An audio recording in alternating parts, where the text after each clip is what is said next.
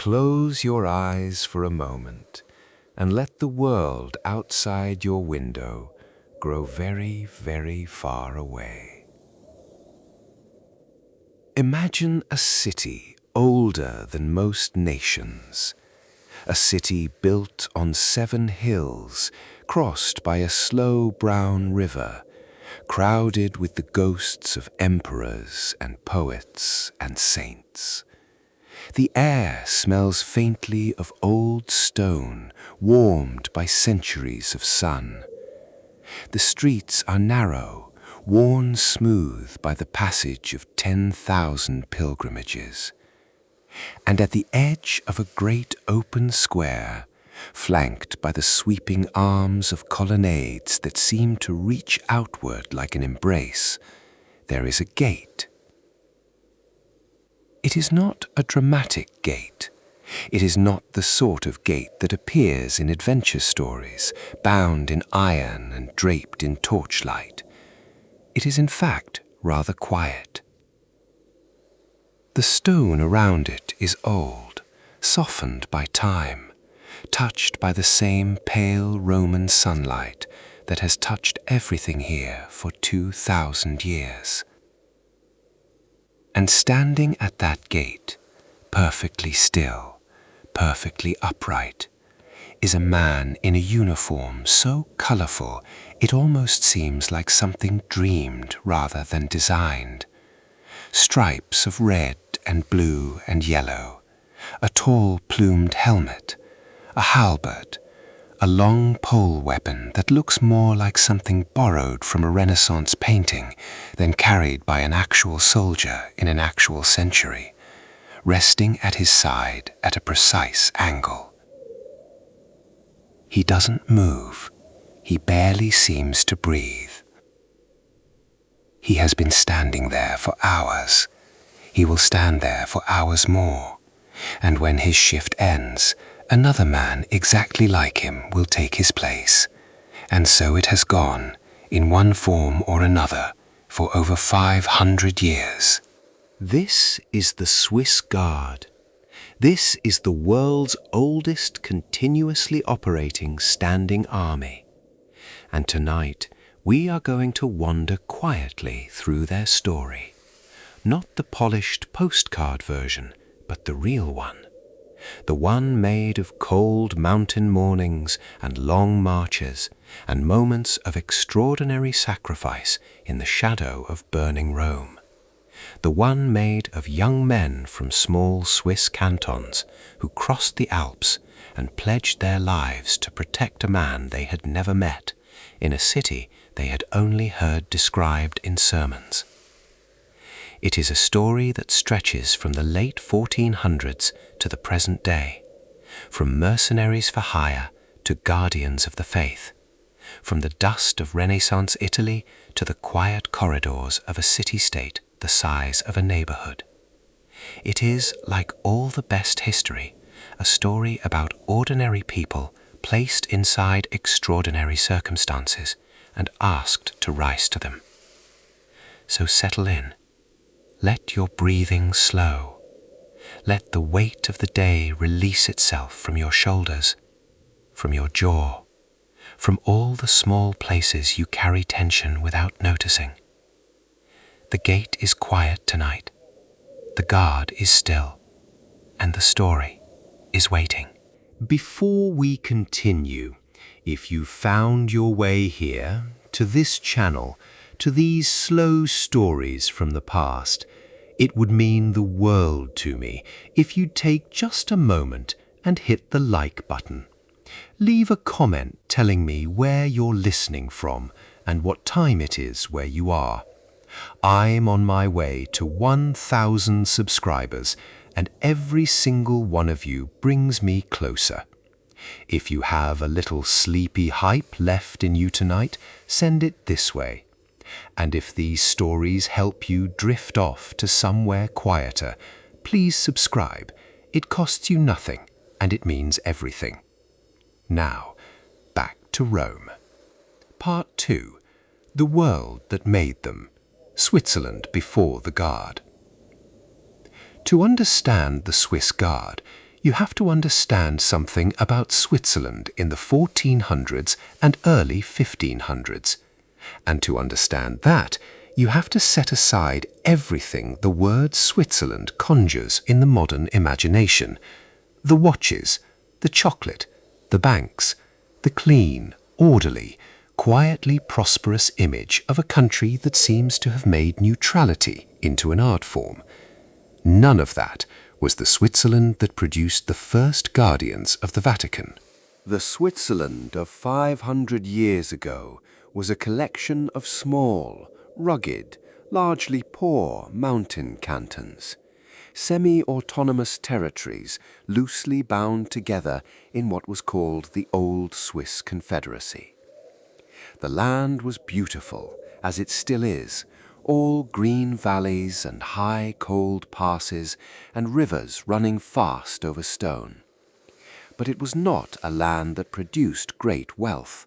The soil in many places was thin, the growing season was short, the winters were long and deep and sometimes desperate. Men who could not grow enough to feed their families had very few options available to them in a medieval world, and one of the most reliable of those options was to take what they had in abundance, strength, endurance, and a hard-earned toughness, and sell it to someone who needed soldiers. Swiss mercenaries became in the 14th and 15th centuries the most feared and the most sought-after soldiers in all of Europe. This was not an accident or a coincidence. It was the result of very specific geography and very specific necessity working together over many generations. Boys in the Swiss cantons grew up in the mountains, which means they grew up walking long distances over difficult terrain without complaint. They grew up in communities where collective defense was not an abstract concept, but a practical reality, a matter of survival. When raiders or armies threatened, the men of a canton did not wait for a professional military to protect them. They organized themselves. They trained together. They developed tactics suited to their landscape and their tools. Their primary weapon for much of this period was the pike, a long spear, sometimes reaching 18 feet in length, or the halberd, a pole weapon with a blade and a hook that could cut, pierce, and pull an armored knight from a horse, all in one motion. The Swiss developed fighting formations built around these weapons that were, for their time, remarkably effective. Tight squares of men moving together with discipline and coordination, bristling with pikes, were extremely difficult for cavalry to break. They could absorb a charge, hold their ground, and then advance in a controlled mass that swept opponents from the field. Combined with the Swiss soldier's legendary physical endurance and his willingness to fight aggressively rather than defensively, these formations made Swiss mercenary companies a force that European rulers genuinely feared in battle and desperately wanted on their own side. The business of mercenary service, known in Italian as the condottiere tradition, though the Swiss had their own version of it, was deeply embedded in Swiss society by the 15th century. It was regulated by the cantons. Young men could hire themselves out, or entire companies could be contracted, with the money flowing back to the families and communities left behind in the mountains. For some young men, it was a temporary adventure, a way to see the world and come home with something to show for it. For others, it became a career. For a few, it became a legacy that stretched across generations. The reputation of Swiss mercenaries spread to every court in Europe. The French hired them, the Burgundians fought them and lost badly. The Italian city-states bid for their services in their endless, complicated wars against one another, and the papacy, governing a large swath of central Italy from Rome and constantly embroiled in the political conflicts of the Italian peninsula, began to take notice. The first formal connection between the papacy and Swiss soldiers came before the Swiss Guard was officially established. Pope Sixtus IV, who reigned from 1471 to 1484, built barracks in Rome and established an alliance with the Swiss Confederacy, foreseeing the usefulness of Swiss troops. His successor, Innocent VIII, renewed that alliance in the 1480s. These early arrangements were not yet the permanent institution that the Guard would become, but they laid the groundwork, the establishment of trust, the demonstration that Swiss soldiers could be relied upon, the beginning of a relationship that would prove extraordinarily durable. Meanwhile, back in Switzerland, the economic pressures that drove young men south toward Italy continued unabated. A poor harvest meant another season of hardship. The mountains were always beautiful and always demanding, and the road to Rome, difficult as it was a road that led to something: wages, experience, and sometimes a kind of purpose that the narrow valleys of home couldn't offer a young man with strong legs and an appetite for the larger world.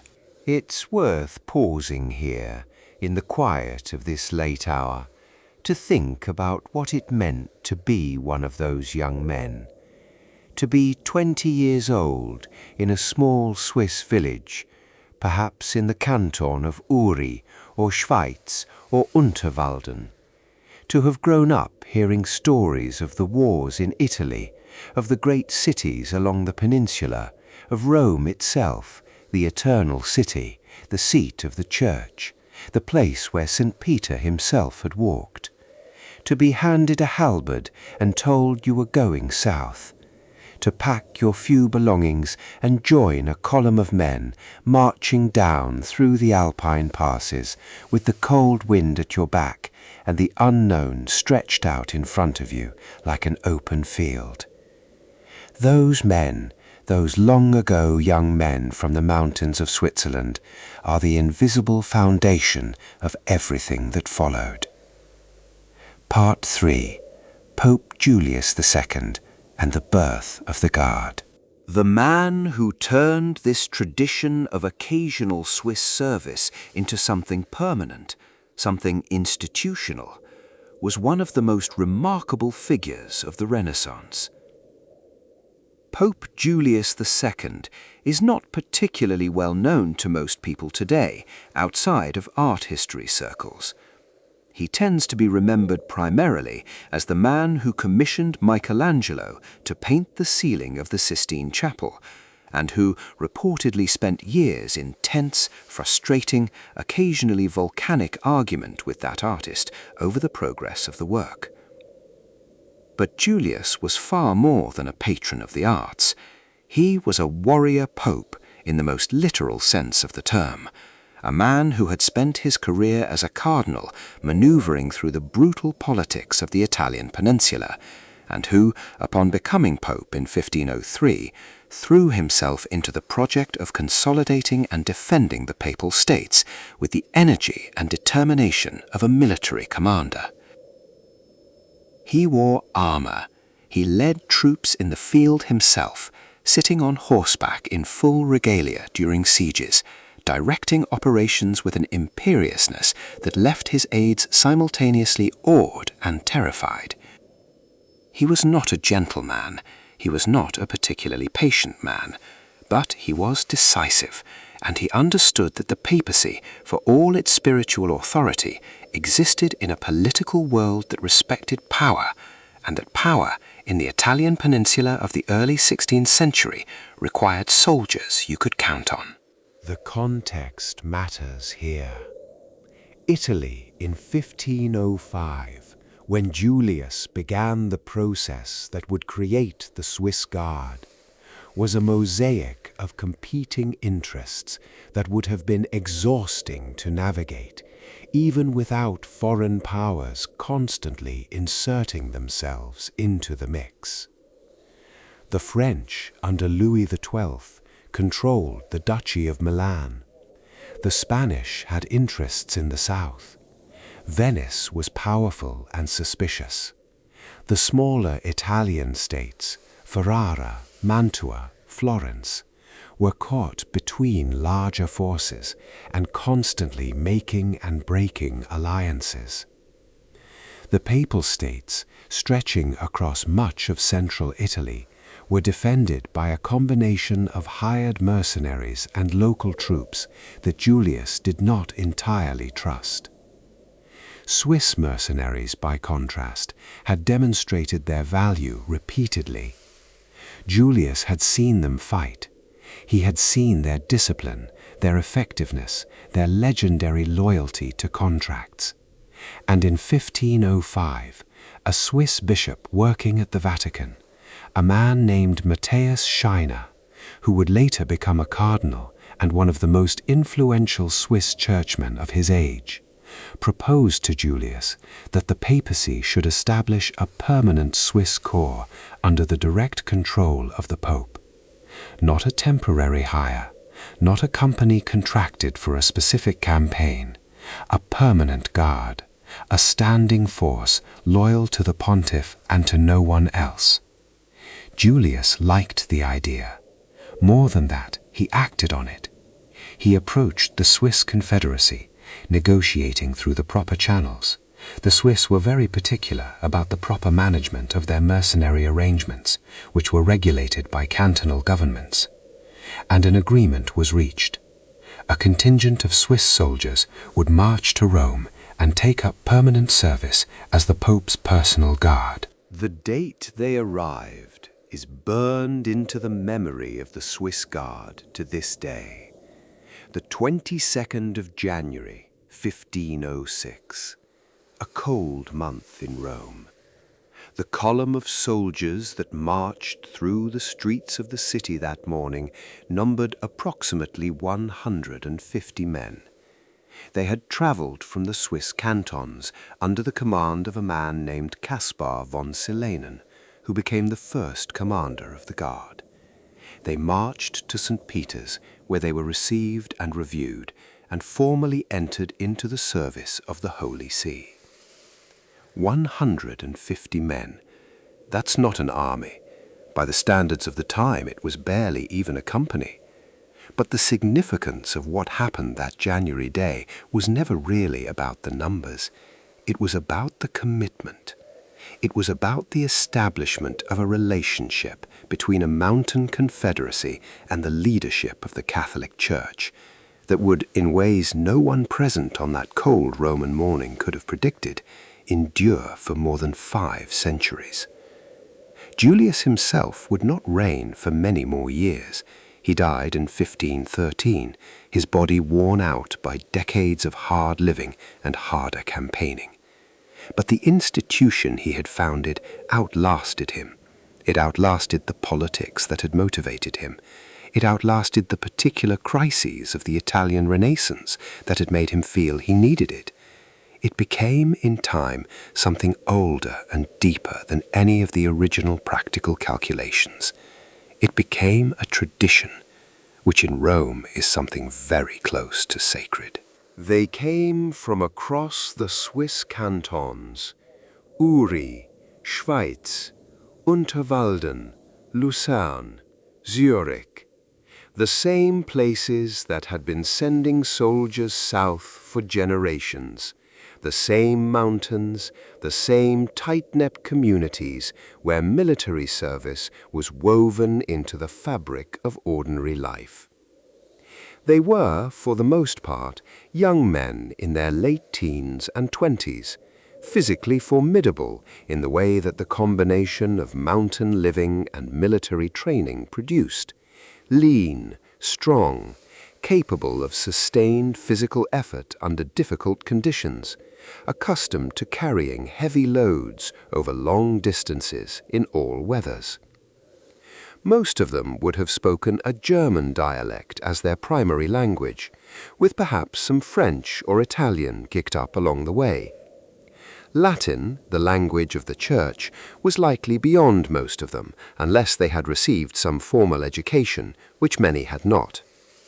Italian would have been a bewildering foreign tongue when they first arrived in Rome, a city whose language, sounds, and rhythms bore little resemblance to anything they had heard in the Swiss mountain valleys.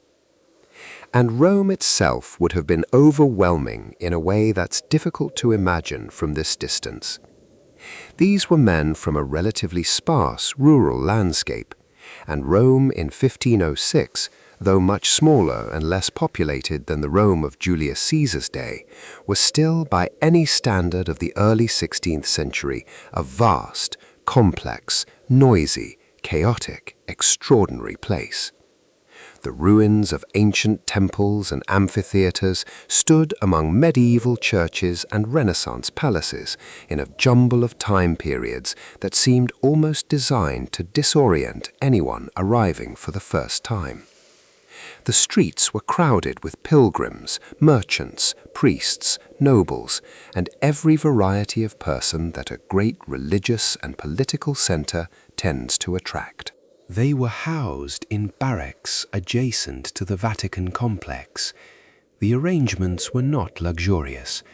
Barracks life in the 16th century was precisely what the name suggests: shared spaces, communal sleeping, communal eating, communal everything. Privacy was minimal, noise was constant. The rhythms of daily life were imposed by the needs of the Pope and the Vatican rather than the preferences of the men themselves. Their duties in those early years were largely what they would remain: standing guard at the gates and entrances of the Vatican complex, providing personal escort for the Pope, maintaining security during the great ceremonial occasions of the church calendar, and being available as a rapid response protective force should any threat to the Pope's safety materialize. They were not the only soldiers in papal service. The Papal States maintained other military forces, and the Vatican had other security arrangements. But the Swiss Guard occupied a special position. They were the Pope's personal guard, answerable directly to him, positioned closest to him, and expected to put their own bodies between him and danger should it come. The work of standing guard is, by its nature, repetitive. Long hours of stillness, punctuated by brief moments of heightened attention. The great ceremonial parades and processions that marked the Vatican calendar provided some variation. Those were events with pageantry and color, and a sense of participating in something larger than oneself. But mostly, being a guard meant exactly what the word implies: standing at a gate, watching a corridor, being present so that threats would not think to approach. These first guardsmen were also still, in some sense, mercenaries, professional soldiers who served for wages. The wages were modest. They were never in the Swiss Guard for the money. What they got beyond their pay was something harder to quantify: a place in the world, an identity, a connection to one of the most powerful institutions in Christendom. For a young man from a small Swiss village, the knowledge that you guarded the Pope of Rome was not a small thing. In a world saturated in Catholic faith, in a time when the Church was still the great organizing principle of European civilization, it was, in its way, a form of distinction that very few could claim. They were, these forgotten first guardians, the ordinary building blocks of an extraordinary tradition. They carried their halberds and stood their watches and wrote their infrequent letters home, and the days accumulated into weeks and months and years, and gradually the Swiss Guard became not just a temporary arrangement, but a fixture, as much a part of the Vatican landscape as the stones of St. Peter's itself. Part 5. The Long Walk to Rome. Life on the road as a Swiss soldier. The march to Rome from the Swiss cantons was not a short or easy journey. In the early 16th century, before any of the road improvements and infrastructure that later centuries would bring, the trip from central Switzerland to Rome involved crossing the Alps, a serious undertaking in any season and a genuinely dangerous one in winter, and then traveling down through the length of the Italian peninsula, a distance of several hundred miles on roads that ranged from reasonable to nearly impassable. The route most commonly used went through one of the Alpine passes, the Simplon or the St. Gothard, or occasionally other routes, depending on conditions and the political situation of the various territories through which the column would need to pass. The Alpine crossing alone could take days, especially if weather closed in, which it often did. The passes sat at elevations where the air was thin and cold, even in summer, and where a sudden storm could make the path invisible and the footing treacherous. Men had died in those passes for centuries, and the columns of soldiers heading south to Italian service were not exempt from the mountain's indifference. A column of 150 soldiers moving through the Alps in January, as the first contingent of the Swiss Guard did in 1506, would have been a cold, grinding, lung-burning experience. They would have moved in a rough column, spread out enough to navigate the path, but close enough to maintain contact. Their equipment would have been carried partly on their backs and partly on pack animals. Their food would have been carried with them or scavenged from communities along the route, though the communities through which they passed were not always pleased to see a column of armed men arriving in need of accommodation and provisions. The politics of passage were complicated. A column of Swiss mercenaries moving through Savoy or Piedmont on their way to papal service was technically a foreign military force crossing someone else's territory. The agreements that governed such movements were negotiated in advance through diplomatic channels, but the reality on the ground was often messier than the agreements suggested. Local lords had their own ideas about the proper treatment of passing soldiers. Border posts and customs officials needed to be satisfied. Disputes over accommodation or provisioning could turn ugly quickly. Once through the Alps, the column descended into the broad plains of Lombardy, and then moved south through the Apennines, another mountain range, not as high as the Alps but still significant, and into the Roman countryside. The landscape changed dramatically with each day of travel.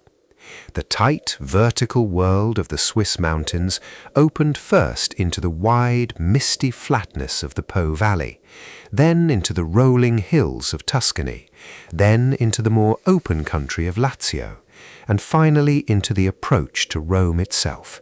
The long roads lined with ancient ruins, the occasional distant glimpse of aqueduct arches striding across the countryside, and at last the sprawl and chaos and grandeur of the city itself. This journey would have taken, depending on conditions, anywhere from 3 to 6 weeks. For most of the men making it, it was their first time crossing the Alps, their first time in Italy, their first time anywhere very far from the valleys where they had grown up. The sensory experience of that journey, the cold of the pass, the warmth that gradually returned as they descended into Italy, the smells and sounds of different landscapes, the bewildering variety of languages and faces encountered along the road, must have been for many of them the most dramatic experience of their young lives. And then there was the arrival. Rome, the eternal city, the center of the world as far as the Catholic imagination was concerned, the place where Peter had preached and where Peter had died, where the bones of martyrs lay under every church, where the Pope, the Vicar of Christ on earth, resided and ruled and held in his hands the spiritual authority over all of Christendom. Whatever these young Swiss soldiers had been told about Rome, Whatever stories they had heard, nothing could quite have prepared them for the reality of it. The scale of the ancient ruins was unlike anything they had seen. The Colosseum, even in its partially ruined state, was a structure of such massive ambition that it seemed almost impossible to credit as human-made. The Forum, reduced by the centuries to a confusion of broken columns and grass-covered mounds, was still unmistakably the remnant of something vast and confident and very, very old.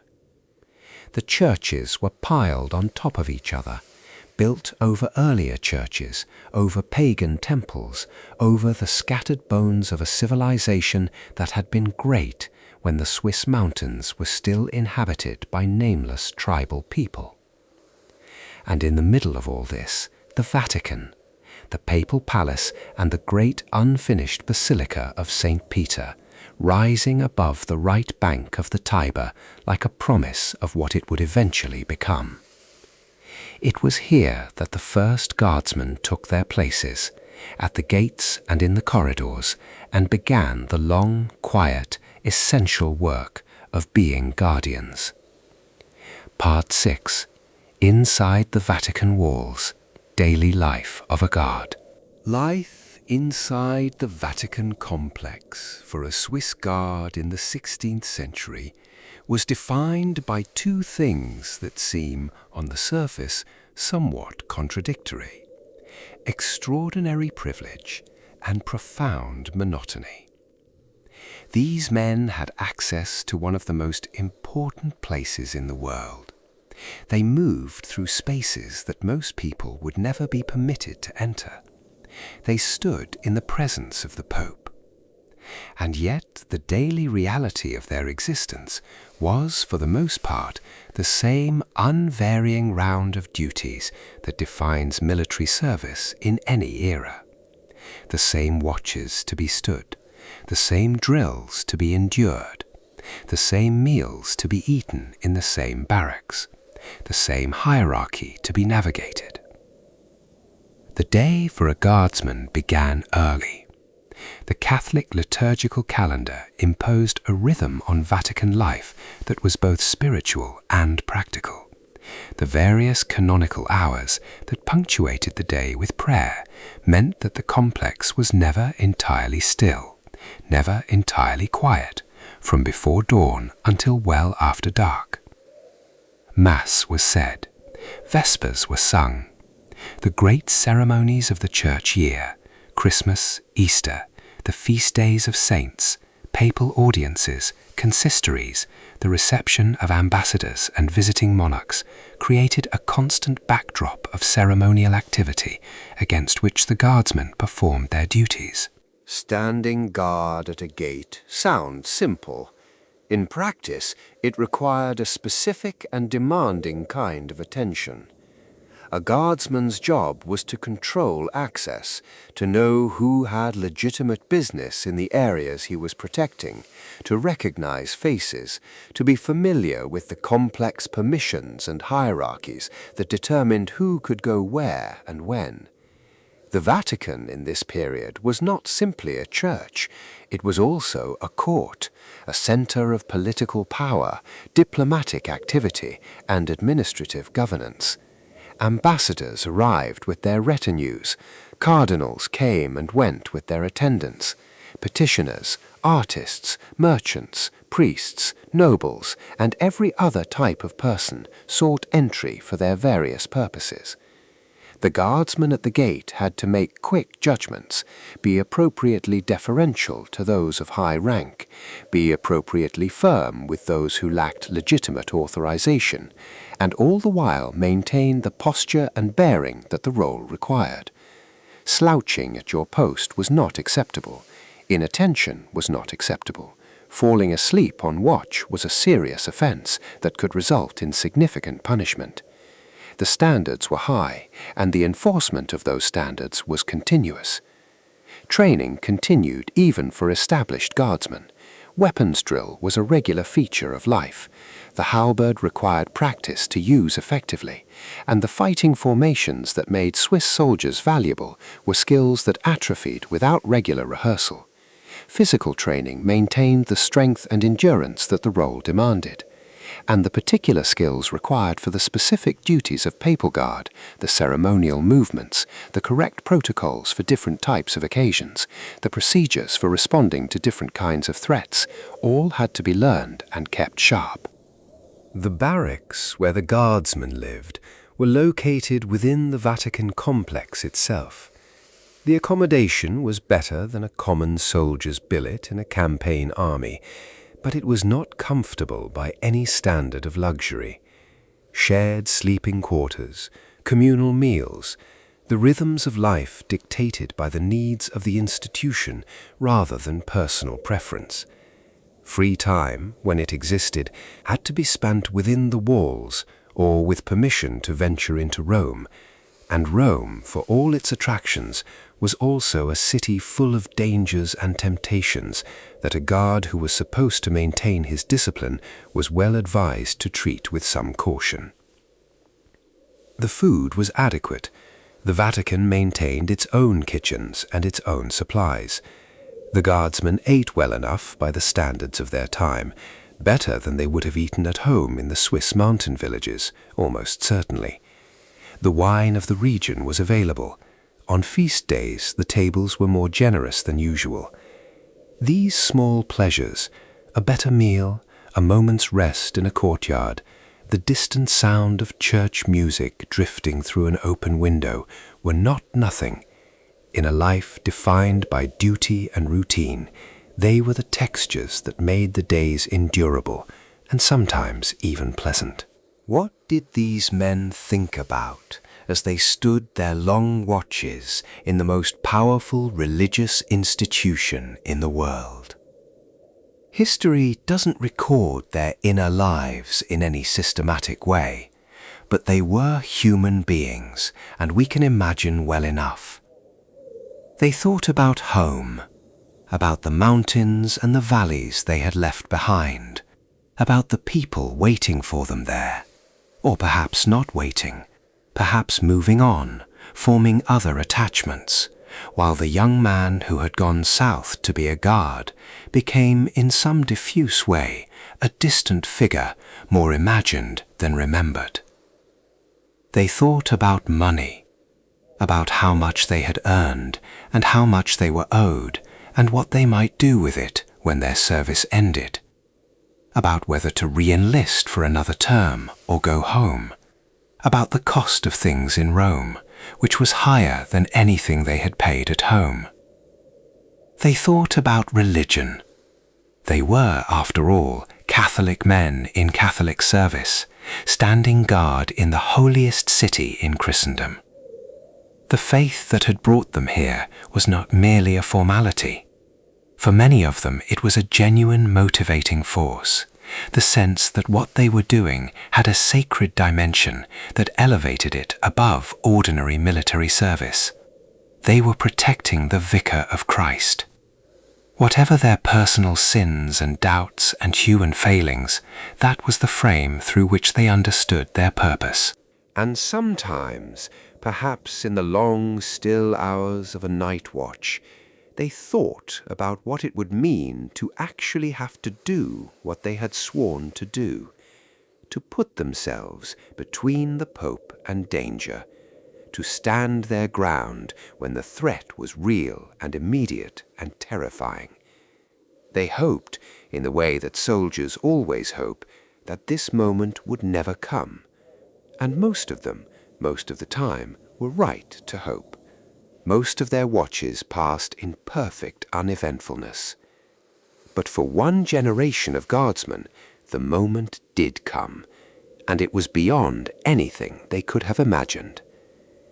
Part 7. The Darkest Day. The Sack of Rome, May 6th, 1527. To understand what happened on the 6th of May, 1527, you need to understand what had happened to Europe in the years leading up to it. The continent was in one of its periodic states of catastrophic instability.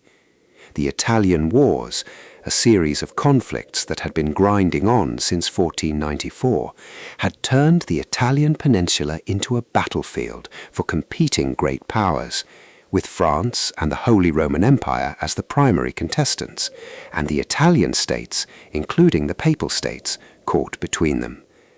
The reigning pope was Clement VII, a Medici, a man of considerable intelligence and political sophistication, who had nonetheless made a series of decisions that left him dangerously exposed. He had joined the League of Cognac, an alliance that placed him in opposition to the Holy Roman Emperor Charles V.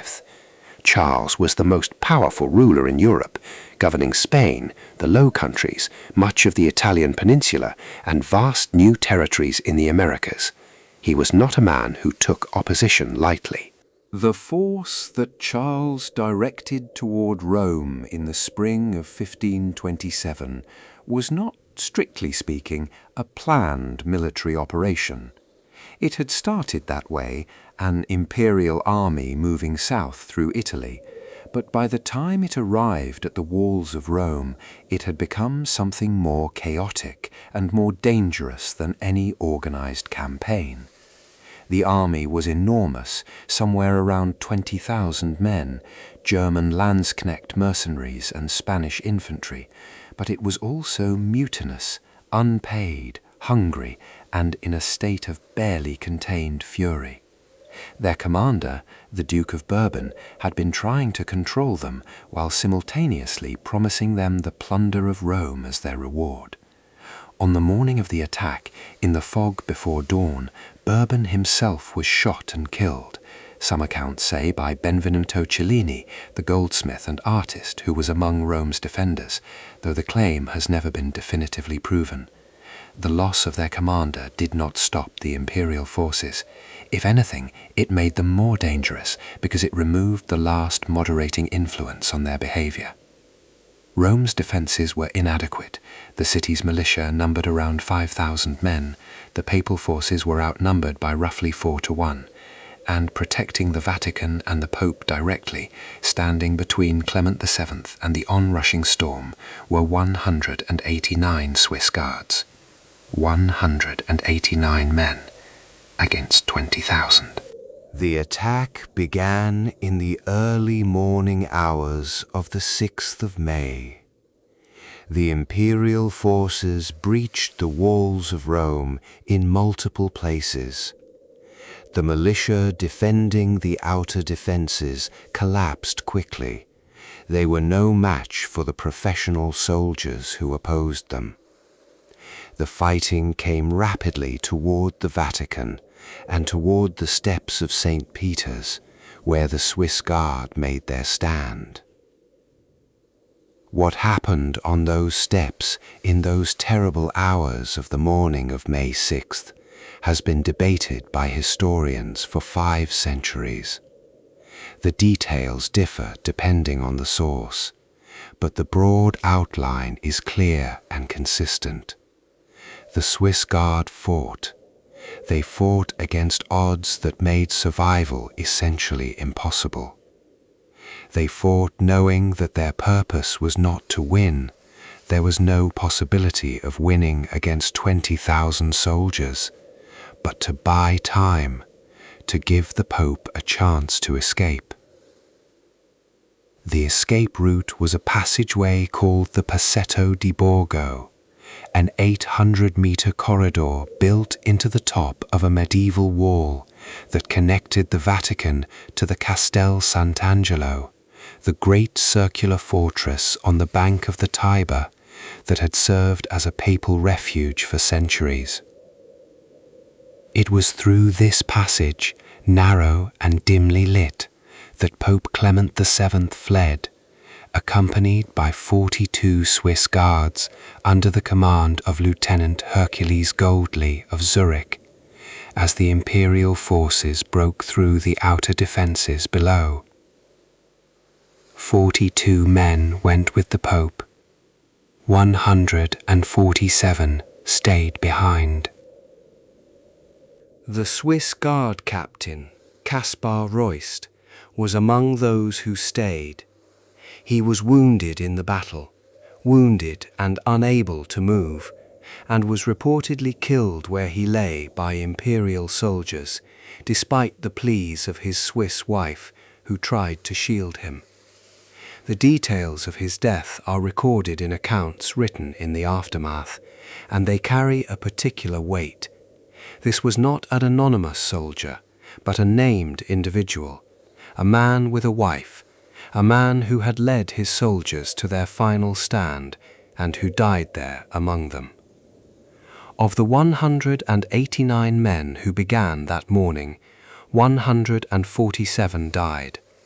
Only the 42 who escaped with the Pope survived. Every other member of the Swiss Guard who was present in Rome on May 6, 1527, was killed. The sack of Rome that followed lasted not for days, but for months. The imperial forces, unpaid, brutal, inflamed by the deaths of comrades and by the license that the collapse of any authority had given them, devastated the city. Churches were plundered, libraries were burned, thousands of citizens were killed or enslaved. The artists, scholars, and craftsmen who had made Renaissance Rome one of the most intellectually and culturally alive places on earth fled in all directions. The city was depopulated. The economic collapse was severe.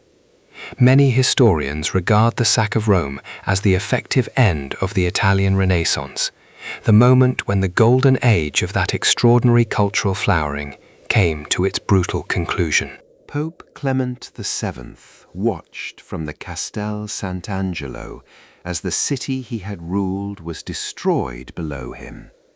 He remained besieged there for months before eventually negotiating his surrender and paying an enormous ransom. He survived because of the 42 guards who had escorted him to safety, and because of the 147 who had stayed behind to make that escape possible. The date of May 6th became and has remained sacred to the Swiss Guard. It is the date on which new recruits take their oath of service every single year, without exception. It is a commemoration that has continued for nearly 500 years. When a young man from Switzerland stands in the courtyard of the Vatican on the 6th of May and raises his right hand and speaks the words of the oath, he is doing so in full awareness of what that date means, in full awareness of the 147 who did not come home. There is no more powerful way to mark the founding purpose of an institution than to make the day of its greatest sacrifice the day on which each new generation commits to that same purpose. The Swiss Guard understands this. It has always understood this. And in the stillness of a Roman evening, when the guard changes at the gate and the new watch takes its place with the quiet precision of a practice performed 10,000 times, the memory of May 6th, 1527, is not distant. It is present. It is the ground beneath everything. Part 8. Rebuilding from Ash. The Guard reborn after 1527. When the smoke cleared and the imperial forces finally began to withdraw from Rome, when Clement VII descended from the Castel Sant'Angelo and returned to a city that was barely recognizable as the Rome he had known, the Swiss Guard was, for all practical purposes, destroyed. The institution that Julius II had founded was reduced to a handful of survivors and a historical footnote. It would have been easy for the papacy to simply abandon the experiment, to decide that the Guard had served its purpose, that it had been a valiant but ultimately unsuccessful enterprise, and to look elsewhere for its protective needs. Some voices at the time may well have argued for exactly that. The cost had been catastrophic. The outcome had been a defeat, Rome sacked, the Pope humiliated, the city devastated. But that is not what happened. Instead, the papacy chose to rebuild. Pope Paul III, who came to power in 1534 after the badly shaken Clement VII's troubled final years, moved to reinstate the Swiss Guard in the late 1530s. The process of rebuilding was gradual.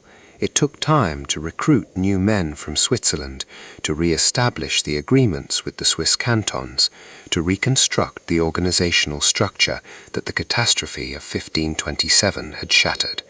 But the commitment was clear and consistent. The Swiss Guard would continue. The institution would not be allowed to die with its fallen members. The decision to rebuild was not merely sentimental. It was also deeply practical. The events of 1527 had, paradoxically, demonstrated the value of the Swiss Guard more effectively than any normal peacetime service could have done. 147 men had died to save the Pope. That was not a record that encouraged the question of whether the Guard was worth maintaining.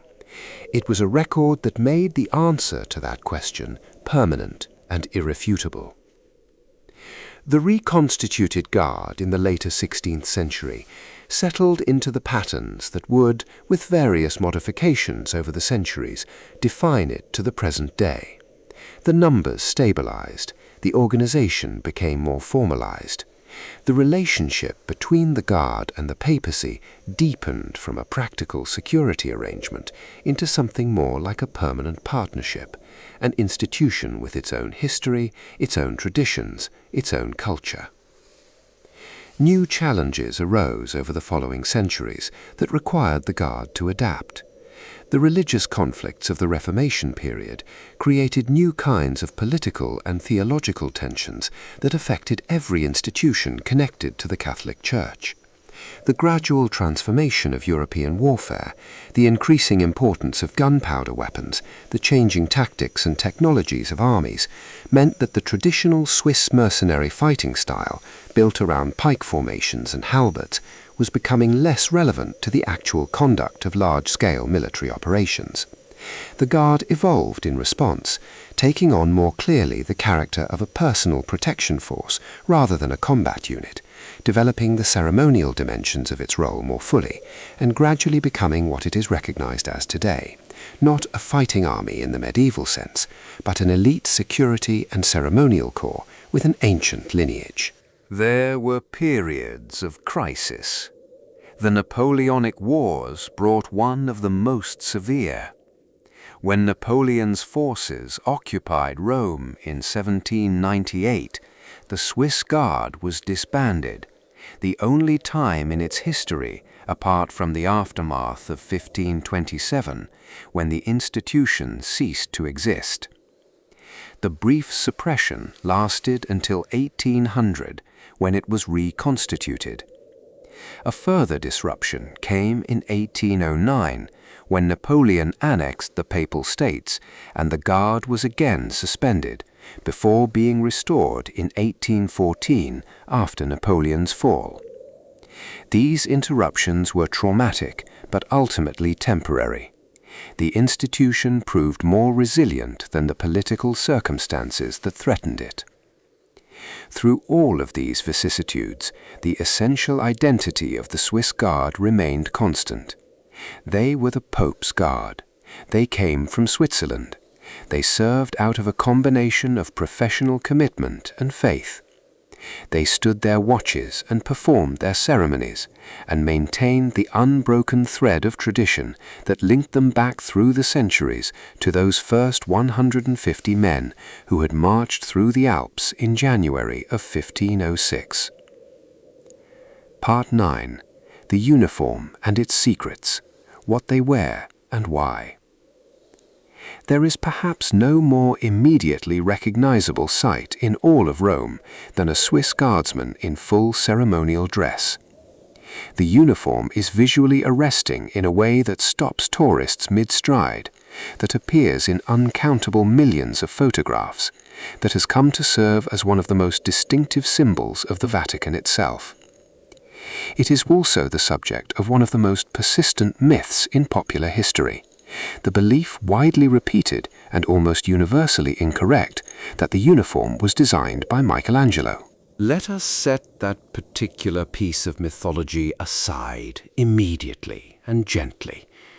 Michelangelo did not design the Swiss Guard uniform.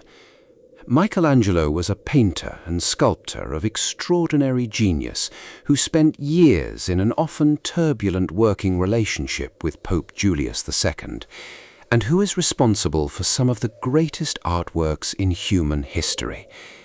He was not, however, a costume designer. The claim that he designed the Guard's distinctive striped livery appears to have originated in a combination of chronological proximity. Michelangelo was at the Vatican at roughly the same time the Guard was established, and the natural human tendency to attach famous names to famous things. It is a pleasant story. It is simply not true. The modern design of the Swiss Guard's ceremonial uniform was standardized in the early 20th century, specifically in 1914, by a commander of the Guard named Jules Ripond.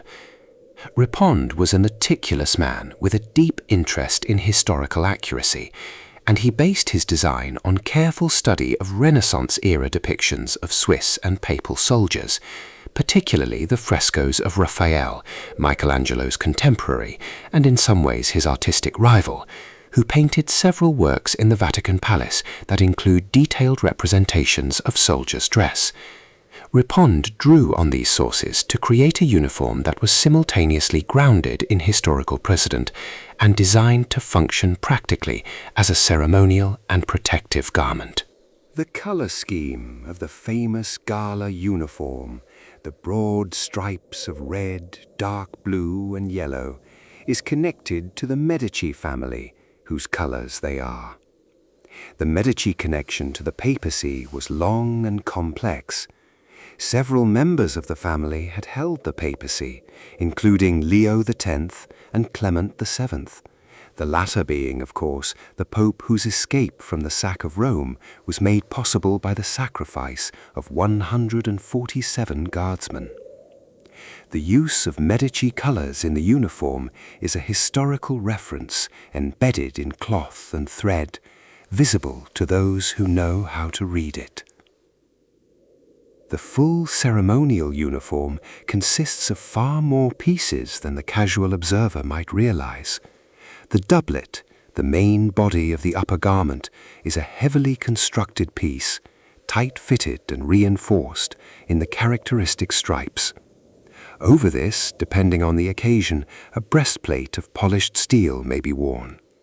The breeches are voluminous, gathered at the knee, striped to match the doublet. The stockings below are white, the shoes are black. Around the neck, a white ruff, a circular gathered collar of the sort fashionable in the 16th century, adds to the period effect. The helmet is one of the most striking elements. For full ceremonial occasions, the morion, a crested steel helmet with a distinctive curved brim that comes up to a central ridge, is topped with a plume of feathers whose color indicates the rank of the wearer. The commandant's plume is white. The officers' plumes are red and black. The ordinary halberdiers wear black feathers. The helmet is heavy, and standing in it for long periods in the Roman sun requires a certain stoic endurance.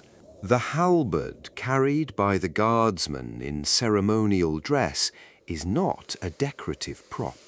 It is a functional weapon, a genuine halberd of the type used by Swiss soldiers in the 15th and 16th centuries, with a steel head consisting of an axe blade, a spike, and a hook, mounted on a wooden shaft approximately 6 feet in length.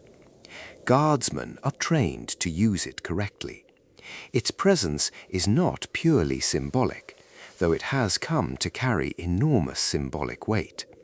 The image of the halberdier guardsman is so closely associated with the Vatican that the two have become, in the popular imagination, inseparable.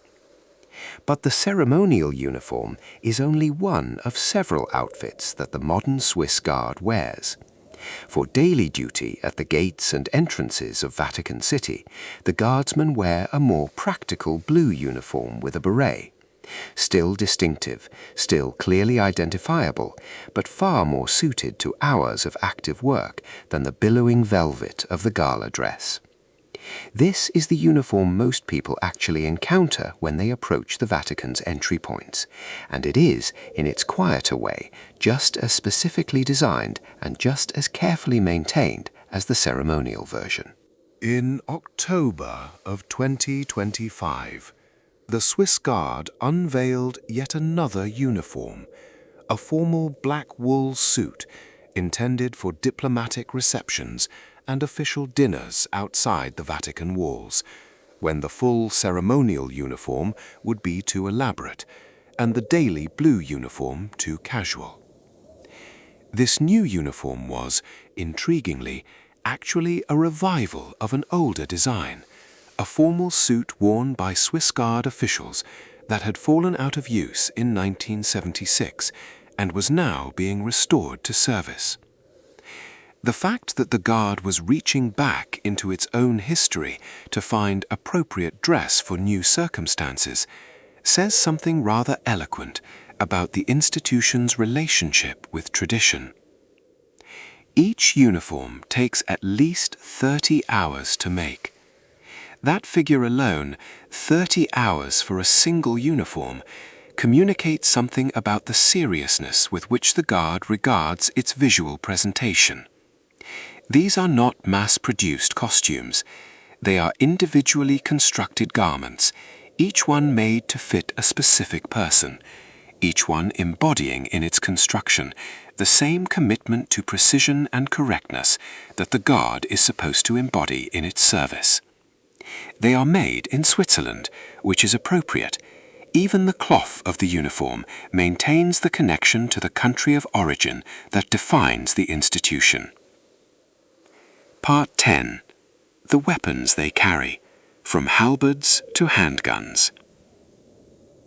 If you look at a Swiss guardsman standing at his post in full ceremonial dress, and allow your attention to rest for a moment on the halberd in his hand, you might find yourself thinking about other weapons, about the distance between a 15-foot pole weapon and the firearms of the modern world, about how an institution founded in the age of pike and sword combat has adapted to a world of semi-automatic pistols and counter-terrorism protocols.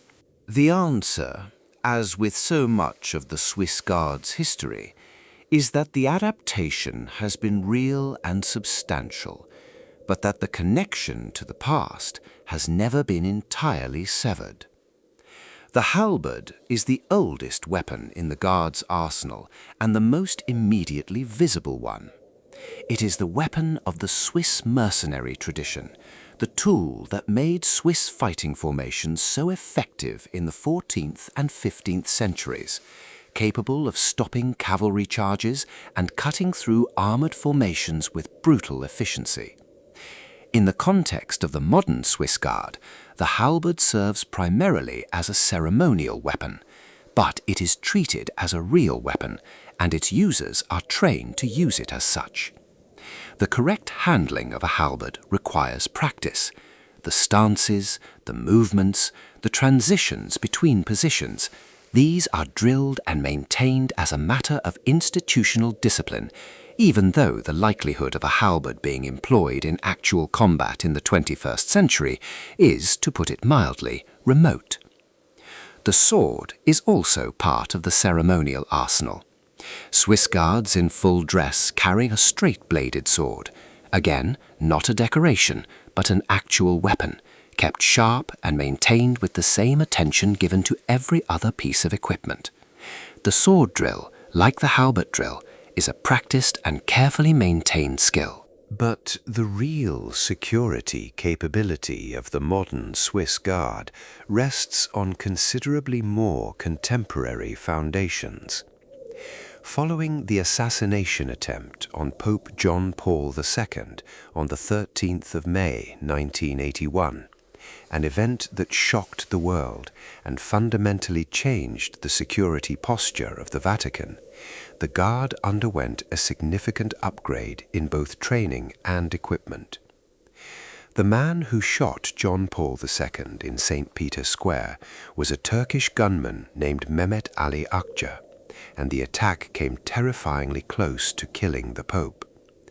John Paul survived, but the experience made it unmistakably clear that the threats facing the papacy in the modern world required modern responses.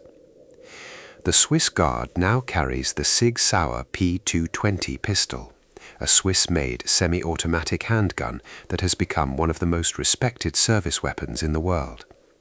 The choice of a Swiss manufacturer for the sidearm is fitting, maintaining in the most practical possible way the connection to Switzerland that defines the institution.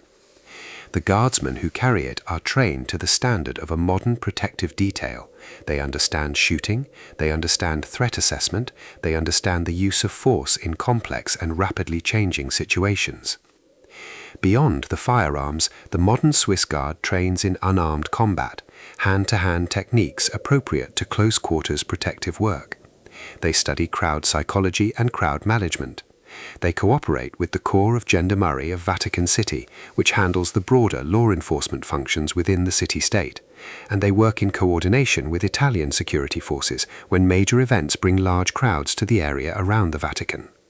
During papal travels outside the Vatican, to other countries, to other cities, members of the Guard travel with the Pope, dressed in civilian clothes and carrying their weapons concealed. There is something fascinating in the coexistence of these two worlds within the same institution. The man standing at the bronze door of the Vatican with a halberd and a plumed helmet, absolutely still in the afternoon sun, is also a trained counter-terrorism operative with a loaded pistol under his doublet. The ceremony is real. The security function is equally real. Neither cancels out the other. This duality, the ancient form containing a thoroughly modern substance, is one of the things that makes the Swiss Guard such a compelling institution to think about. It is not a museum piece. It is not a ceremonial vestige kept alive purely for the sake of tourists and tradition. It is a working security force that happens to dress in Renaissance costume, because the Renaissance costume is also genuinely part of what the institution is, genuinely part of how it understands itself and its history. The weapons, in this sense, tell the whole story.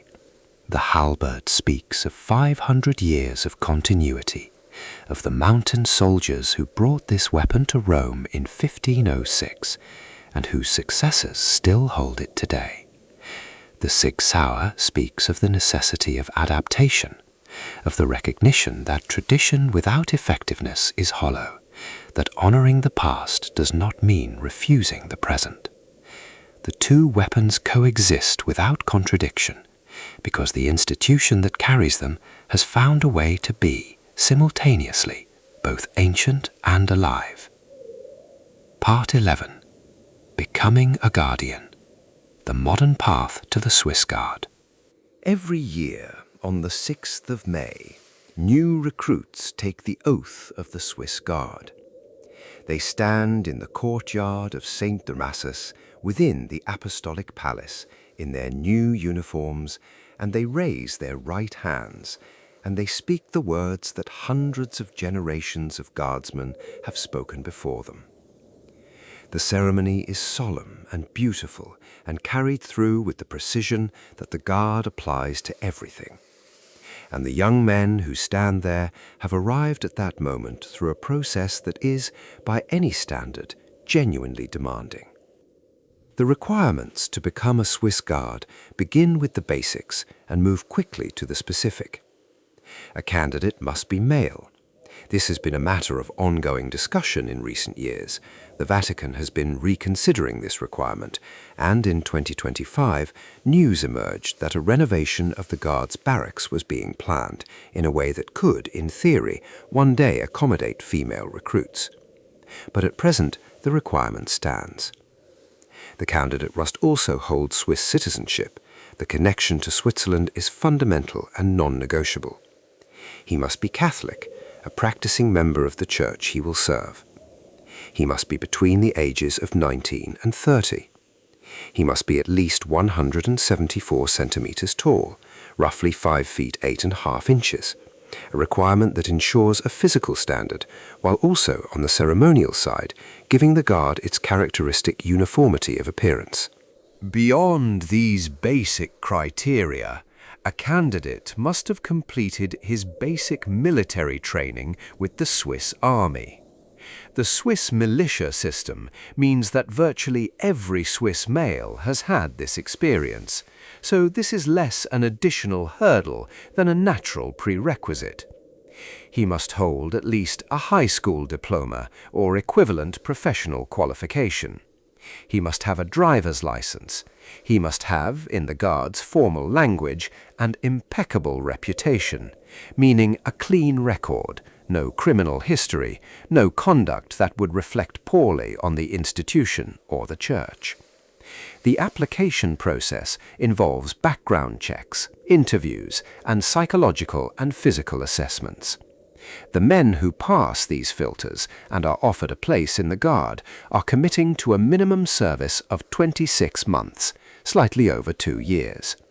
Many choose to stay longer. Some make a career of it.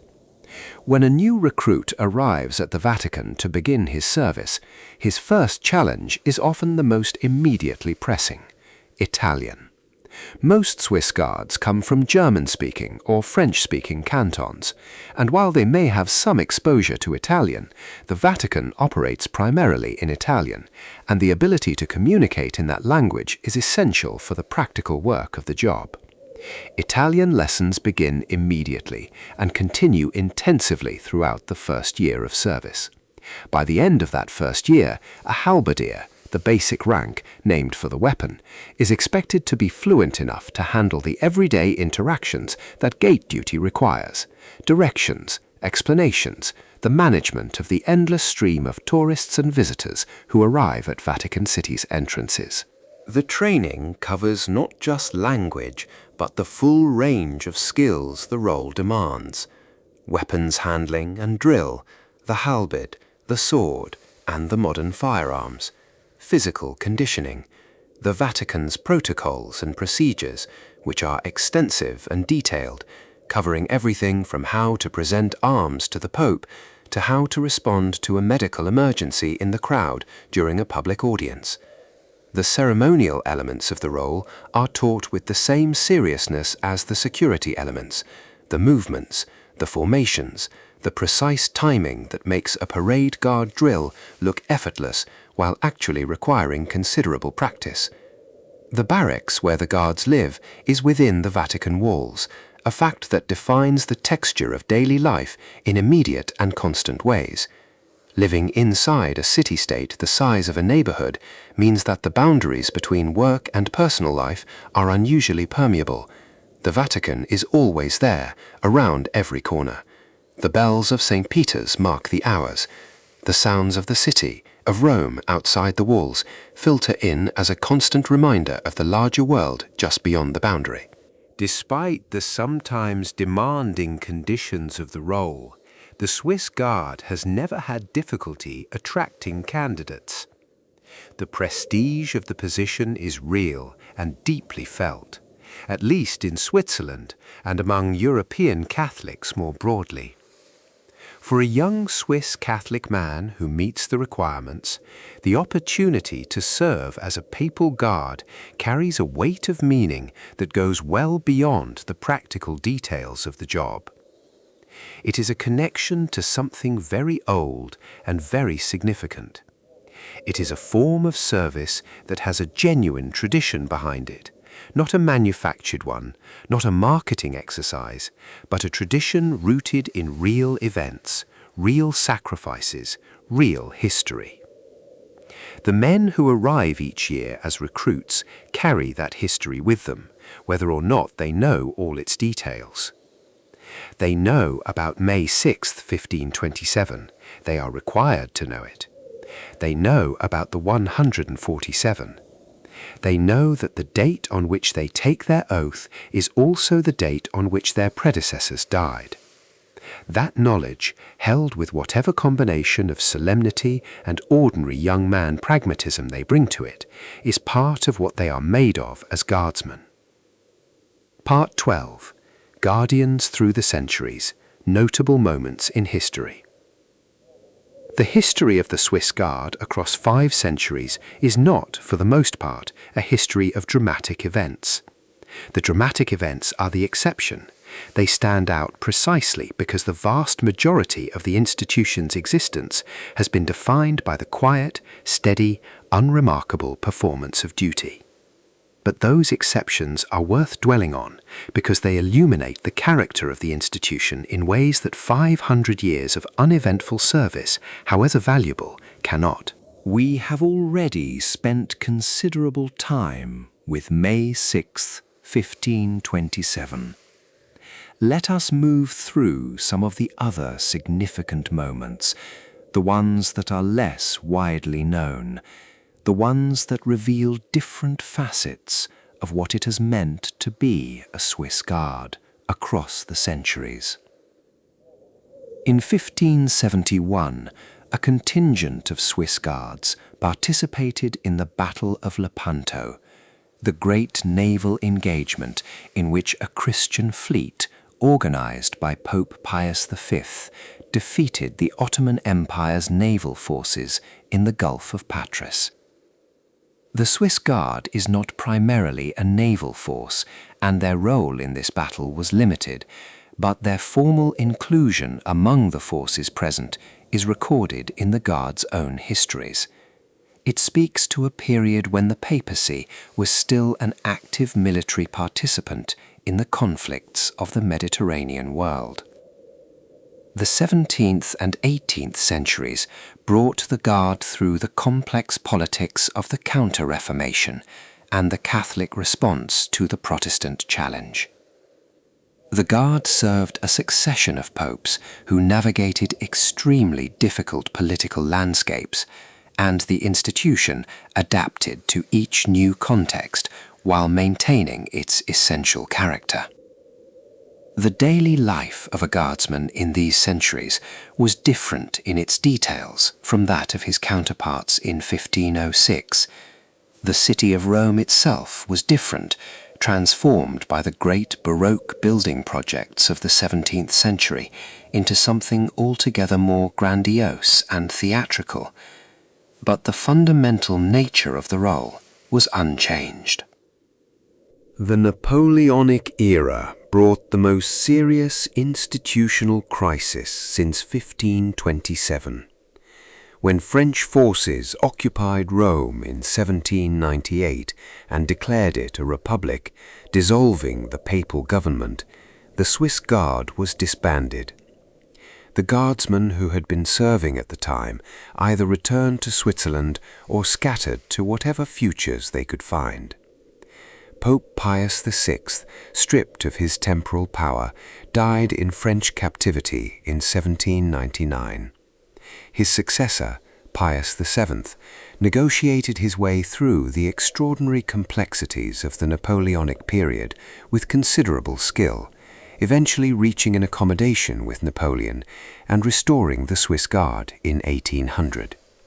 The Guard was suppressed again in 1809 when Napoleon, frustrated with Pius VII's refusal to cooperate fully with his continental blockade, annexed the Papal States entirely and imprisoned the Pope. Napoleon fell in 1814 and 1815, and the Restoration returned the Papal States to papal control. The Guard was reconstituted in 1814.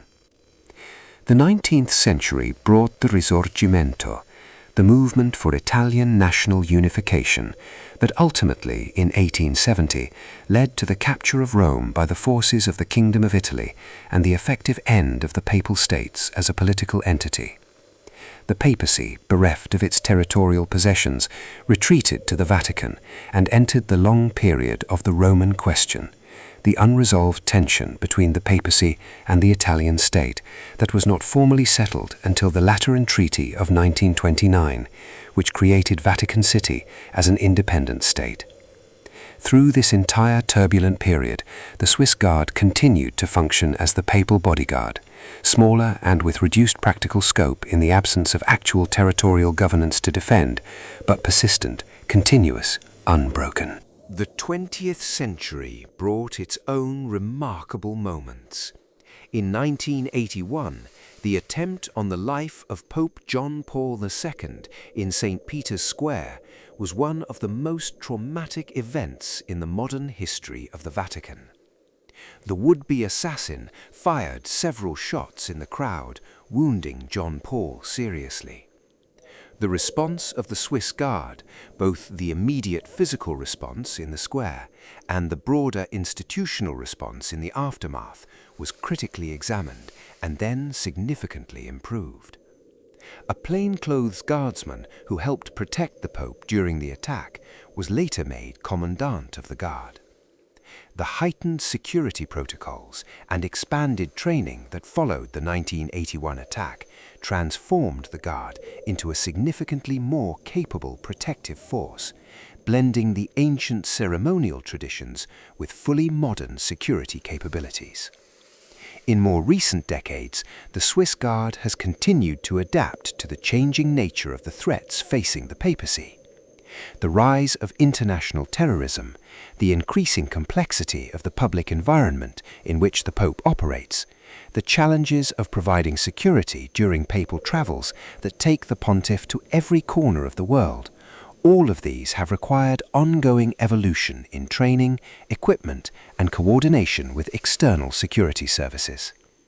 The Guard that stands at the Vatican gates today is simultaneously one of the world's oldest military institutions and one that operates to thoroughly contemporary security standards. There are individual stories scattered through these centuries that deserve more attention than they usually receive. Commanders who served with particular distinction. Guards who performed acts of bravery or compassion in circumstances that never made it into the formal histories. Men who served for years and then returned to Switzerland carrying memories of the Vatican that they shared with their families and communities, creating a living thread of connection between the mountain cantons and the eternal city that has persisted across generations. These forgotten guardians, the ordinary men who stood their watches and served their terms and went home, are the true substance of what the Swiss Guard is. Not the famous moments, not the ceremonial occasions, not the dramatic stands, but the accumulated weight of 500 years of service, day by day, watch by watch, gate by gate. Part 13. The Oath of May 6. Ceremony, Silence, and Sacrifice. And so we come at last to the ceremony that ties everything together. The oath.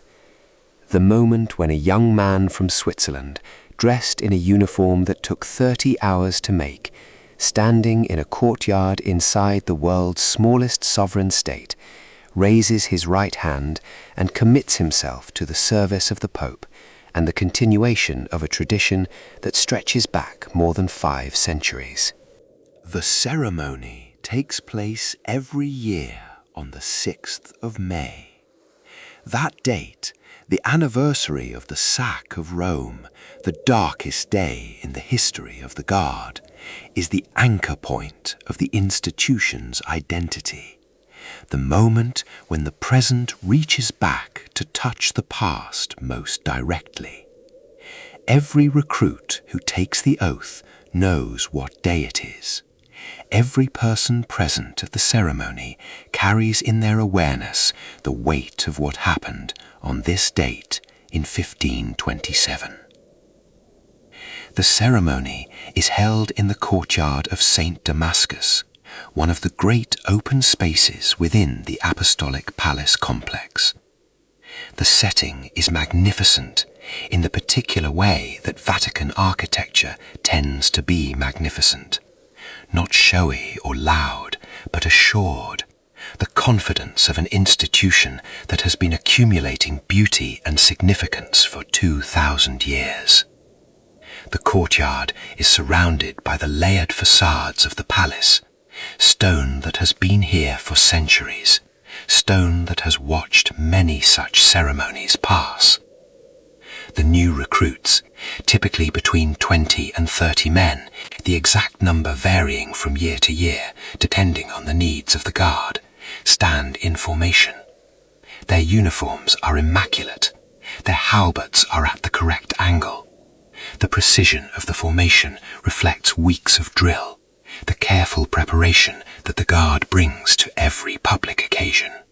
The ceremony involves the reading of the oath, which the recruits take in their native Swiss language, German or French or Italian, depending on where they come from in Switzerland. The words of the oath commit the new guardsman to faithful service, to the defense of the Pope and the Holy See, and to the observance of the laws and regulations of the corps of the Pontifical Swiss Guard. The right hand is raised, the 3 middle fingers are extended, a gesture that echoes the sign of the cross, 3 fingers for the Holy Trinity. The oath is spoken, and then the flag of the Swiss Guard, the ceremonial banner of the corps, is taken hold of by each guardsman with his left hand as he speaks, connecting him physically to the institution at the moment he is formally joined to it. The Pope himself typically attends the ceremony, or at minimum, the ceremony is conducted in his presence or in the presence of a senior Vatican official representing him. The presence of the papacy at this moment is not incidental, it is essential. The oath is sworn to the Pope specifically, to the particular person who holds that office at the moment of swearing, and the renewal of that personal bond is what the ceremony is, at its core, about. Each new recruit is not just joining an institution, he is entering into a direct relationship of loyalty and service with the Bishop of Rome. After the formal oath-taking, the ceremony typically includes the performance of traditional Swiss Guard marches and drills, demonstrations of the precision and collective discipline that make the Guard what it is visually. Family members of the new recruits are present, parents who have travelled from Switzerland to see their sons take this step, siblings, friends. The private emotions of these moments, the pride, the worry, the awareness that a young man is committing to something serious and real, exist alongside the public ceremony in a way that is quietly moving even for observers with no personal connection to any of the participants. And then it is done. The new guardsmen are members of the corps. They will serve their minimum term of 26 months. Some will serve longer. Some will serve for many years, working their way through the ranks, becoming lance corporals and sergeants, perhaps eventually officers, perhaps eventually reaching the highest levels of the institution. And each of them carries forward the thread that was begun by those first 150 men who marched through the Alps in January of 1506, the thread that was nearly severed on May 6, 1527, and was then, with extraordinary determination, repaired and continued. The ceremony ends, the courtyard empties, the families gather for photographs and celebration, and within a few hours the new guardsmen are at their posts, at the gates, in the corridors, at the various positions around the Vatican that the Guard has occupied without interruption for 500 years. The halberd is at the correct angle, The uniform is perfect, the eyes are watchful, the city is quiet in the afternoon sun, and at the gate the guard stands still. Conclusion: the still man at the gate. We started here, at the beginning of this long, quiet journey through history, with an image. A man in a colourful uniform standing perfectly still at a gate. Let us come back to him now, as the night deepens and the story winds gently towards its end.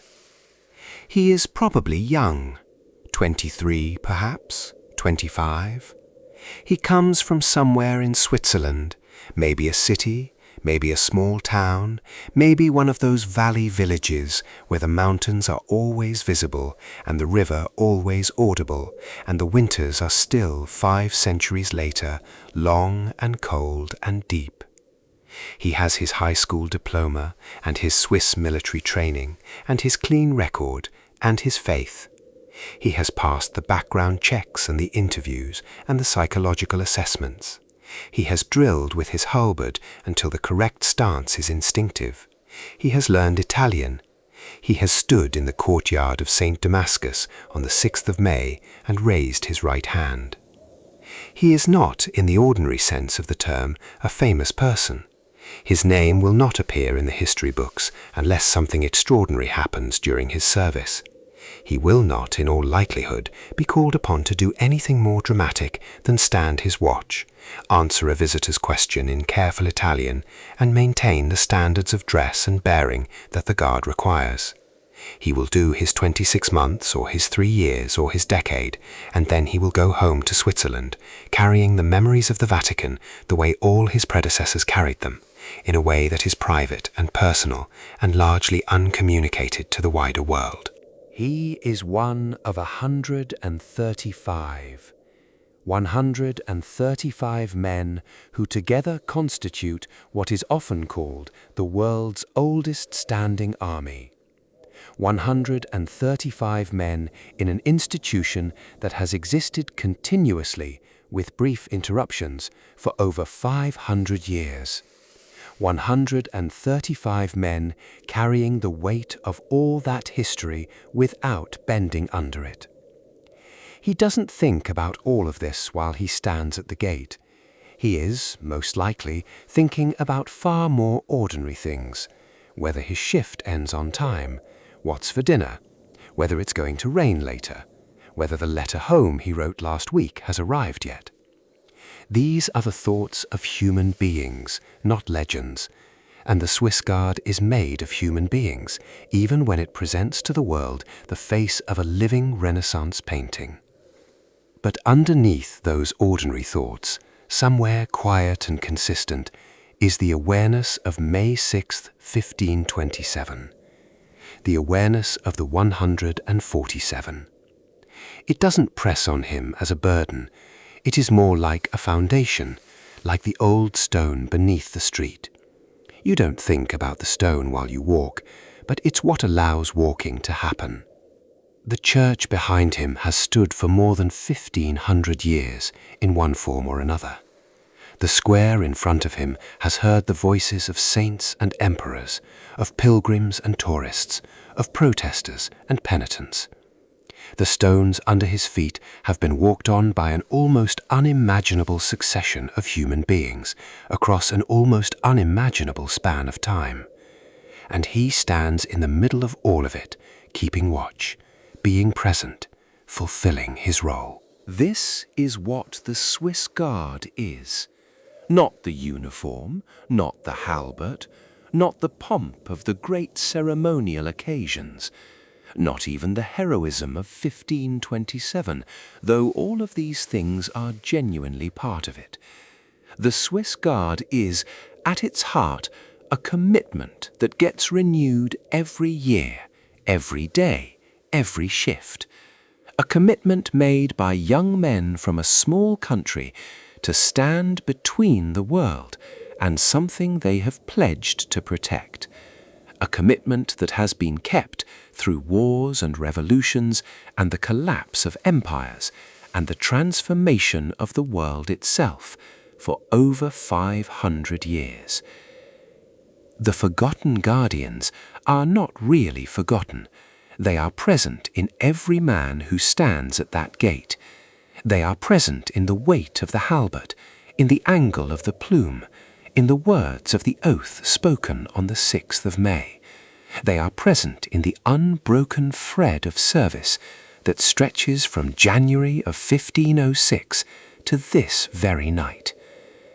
And tonight, as you drift towards sleep, as the sounds of your day grow distant and the darkness becomes soft and warm around you, perhaps you can carry that image with you.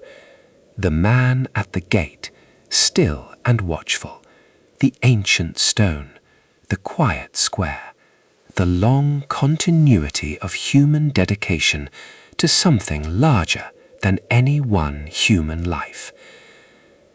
The trumpets have long since faded. The Renaissance has passed into the history books that the scribes in those early barracks could never have imagined. Empires have risen and crumbled.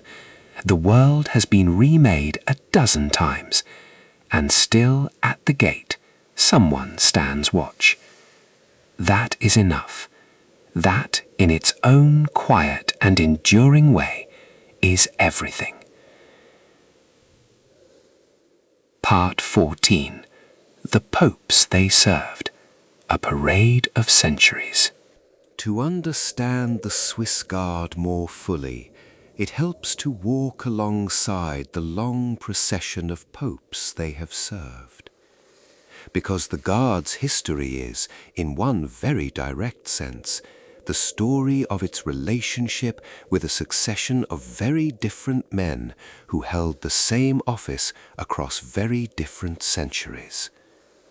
And those men, these popes, were not abstractions. They were individuals, each with his own temperament, his own politics, his own way of moving through the world, his own understanding of what the papacy meant and what protecting it required. We have already met Julius II, the warrior pope who founded the Guard, who wore armor and led troops, and commissioned Michelangelo with the same impatient energy he applied to everything. Julius was not an easy man to serve.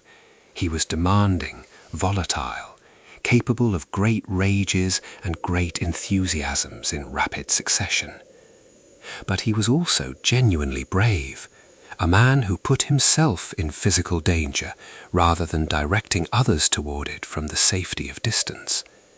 And the guardsmen who protected him would have understood that quality, even if they didn't particularly enjoy the chaos that surrounded it. Julius respected strength. The men he hired to guard him had it. After Julius came Leo X, another Medici, who moved the papacy in a very different direction, away from military campaigning and toward the vast cultural patronage for which the Leo years are remembered. Leo was extravagant, generous, addicted to spectacle, and possessed of a famous sense of pleasure in the company of artists, musicians, and intellectuals. His pontificate was one of the most culturally productive in the Church's history, and also one of the most financially ruinous. The Guard during Leo's reign would have found their ceremonial duties particularly prominent. The great feast day celebrations, the receptions, the extraordinary theatrical occasions that Leo loved to organize were events in which the Guard's visual presence was an essential element of the spectacle. But it was under Leo that the most serious challenge to papal authority in centuries began to take shape. In 1517, a German Augustinian friar named Martin Luther nailed, or perhaps simply published, a document challenging aspects of church doctrine and practice. The Reformation had begun. Leo's response was slow and inadequate, and he died in 1521 without having resolved the crisis. His successor, Adrian VI, tried harder, but lasted only a year and a half before his own death. Then came Clement VII. We know what happened to Clement VII.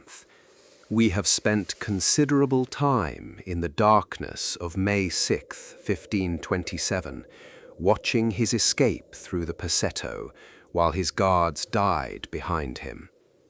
What is worth adding here, at this greater distance, is something about what that experience meant to Clement himself. He survived the sack of Rome physically. He spent months in the Castel Sant'Angelo before negotiating his surrender and release, but he never really recovered from it psychologically or politically. The man who returned to a devastated Rome and a humbled papacy was different from the confident Medici who had gambled on the League of Cognac and lost so catastrophically. He spent the remaining years of his pontificate in a kind of diminished twilight, making cautious and often ineffective decisions, haunted by what he had witnessed and survived. The relationship between a pope and his guards is not, of course, one of equals. The pope is the supreme authority. The guards serve him.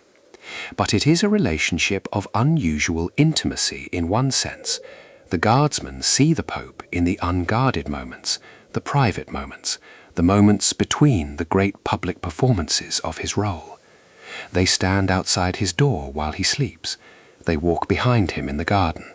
They are present when he receives news that strikes him visibly, when he is tired or unwell or troubled. In this sense, the guardsmen of any given pontificate are among the closest witnesses to the full reality of that papacy. Paul III, who reconstituted the Guard after 1527, was one of the more complex popes of the 16th century. A man who had lived a thoroughly worldly life before his ordination, who had fathered children, who was deeply embedded in the Renaissance culture of pleasure and patronage, but who also, as Pope, showed unexpected seriousness in confronting the crisis of the Reformation. He convened the Council of Trent, which launched the Counter-Reformation. He approved the foundation of the Jesuit order. He was not a simple man, and his relationship with the reconstituted Guard would have reflected that complexity. Moving forward through the centuries, there are popes whose interactions with the Guard left particular marks. Pius IX, who reigned from 1846 to 1878, the longest pontificate in history, watched as the Papal States were gradually consumed by the forces of Italian unification. He began his reign as a reforming liberal and ended it as an entrenched conservative, having witnessed the loss of almost everything the papacy had possessed as temporal territory. The Guard during these years defended a shrinking domain, until finally in 1870 the last of the Papal States fell and the papacy retreated to the Vatican itself.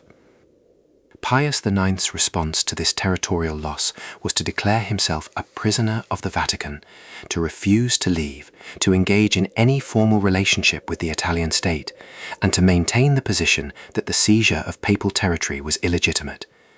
The Guard maintained its service in this context, reduced to guarding a palace rather than a state, adapting to the changed circumstances with the same institutional steadiness that has always characterized it. Leo XIII, who succeeded Pius IX in 1878, navigated the challenges of a church operating in an industrializing, modernizing, politically turbulent world. His encyclical Rerum Novarum, published in 1891, addressed the condition of the working class with a specificity and engagement that was new for the papacy. The Guard during Leo's time was a very different institution from the mercenary company of 1506. It was smaller, more clearly ceremonial in public function, more focused on its protective role, and beginning to grapple with the question of how to adapt its traditions to modernity. The 20th century brought fitters whose stories are still within living memory. John the 23rd, the beloved Pope who opened the Second Vatican Council and whose warmth and humour are legendary. Paul VI, who navigated the turbulent aftermath of that council. John Paul I, who reigned for only 33 days before his unexpected death in 1978. And then John Paul II, the Polish Pope, the first non-Italian Pope since the 16th century, the man who was shot in St. Peter's Square in 1981 and who survived, who said he forgave his attacker, who visited that attacker in prison. The Guard's transformation after 1981 into a fully modern security force happened on John Paul's watch, in response to the near loss of his life. Benedict XVI, who resigned the papacy in 2013, only the second pope to resign in centuries, created an unusual situation for the Guard. When a pope resigns, the guardsmen assigned to his personal protection do not immediately transfer their loyalty to his successor. There is a brief period of transition, and the visual moment when the guards who had been assigned to Benedict walked off duty for the last time as his personal detail was, according to observers, genuinely moving. It was a small, human moment inside a very large institutional transition. Francis, who became Pope in 2013 and served until his death in April of 2025, brought his own distinctive character to the papacy, informal, direct, deliberate in his rejection of papal pomp and circumstance, preferring simplicity over grandeur. The Guard continued to serve him as it had served all his predecessors, adapting its protective function to his preference for mixing directly with crowds and his discomfort with the elaborate ceremonial apparatus of the traditional papacy. Protecting a pope who actively resists some of the protective protocols requires a particular kind of skill and creativity. And now there is Pope Leo XIV, elected in the conclave of 2025, beginning his own pontificate with the Swiss Guard at his side. The newest recruits, sworn in on the 6th of May 2025, serve him. The tradition continues. The thread holds. Each of these popes was a human being with human strengths and weaknesses, and the guards who served them were human beings too. The institution has survived not because it has always been perfect, or always been managed wisely, or always made the right decisions. It has survived because the underlying commitment to guard, to protect, to serve has proven more durable than the various circumstances that have tested it. That durability is itself a kind of achievement, perhaps the deepest kind. Part 15.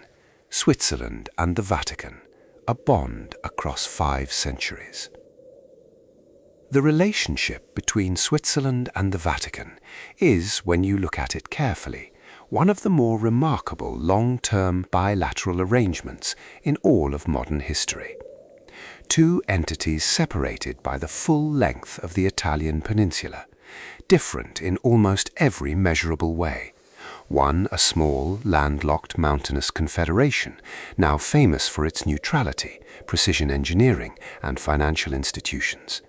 The other a sovereign city-state of less than half a square kilometre that serves as the spiritual headquarters of one of the world's largest religious communities, and yet bound together continuously by this arrangement of guardianship that has now lasted more than 500 years. What has sustained this relationship through such enormous historical change? The question is worth sitting with, particularly at this late and quiet hour, when the mind is inclined toward reflective things. Part of the answer is simply institutional momentum. Once an arrangement has persisted for long enough, it develops a gravity of its own.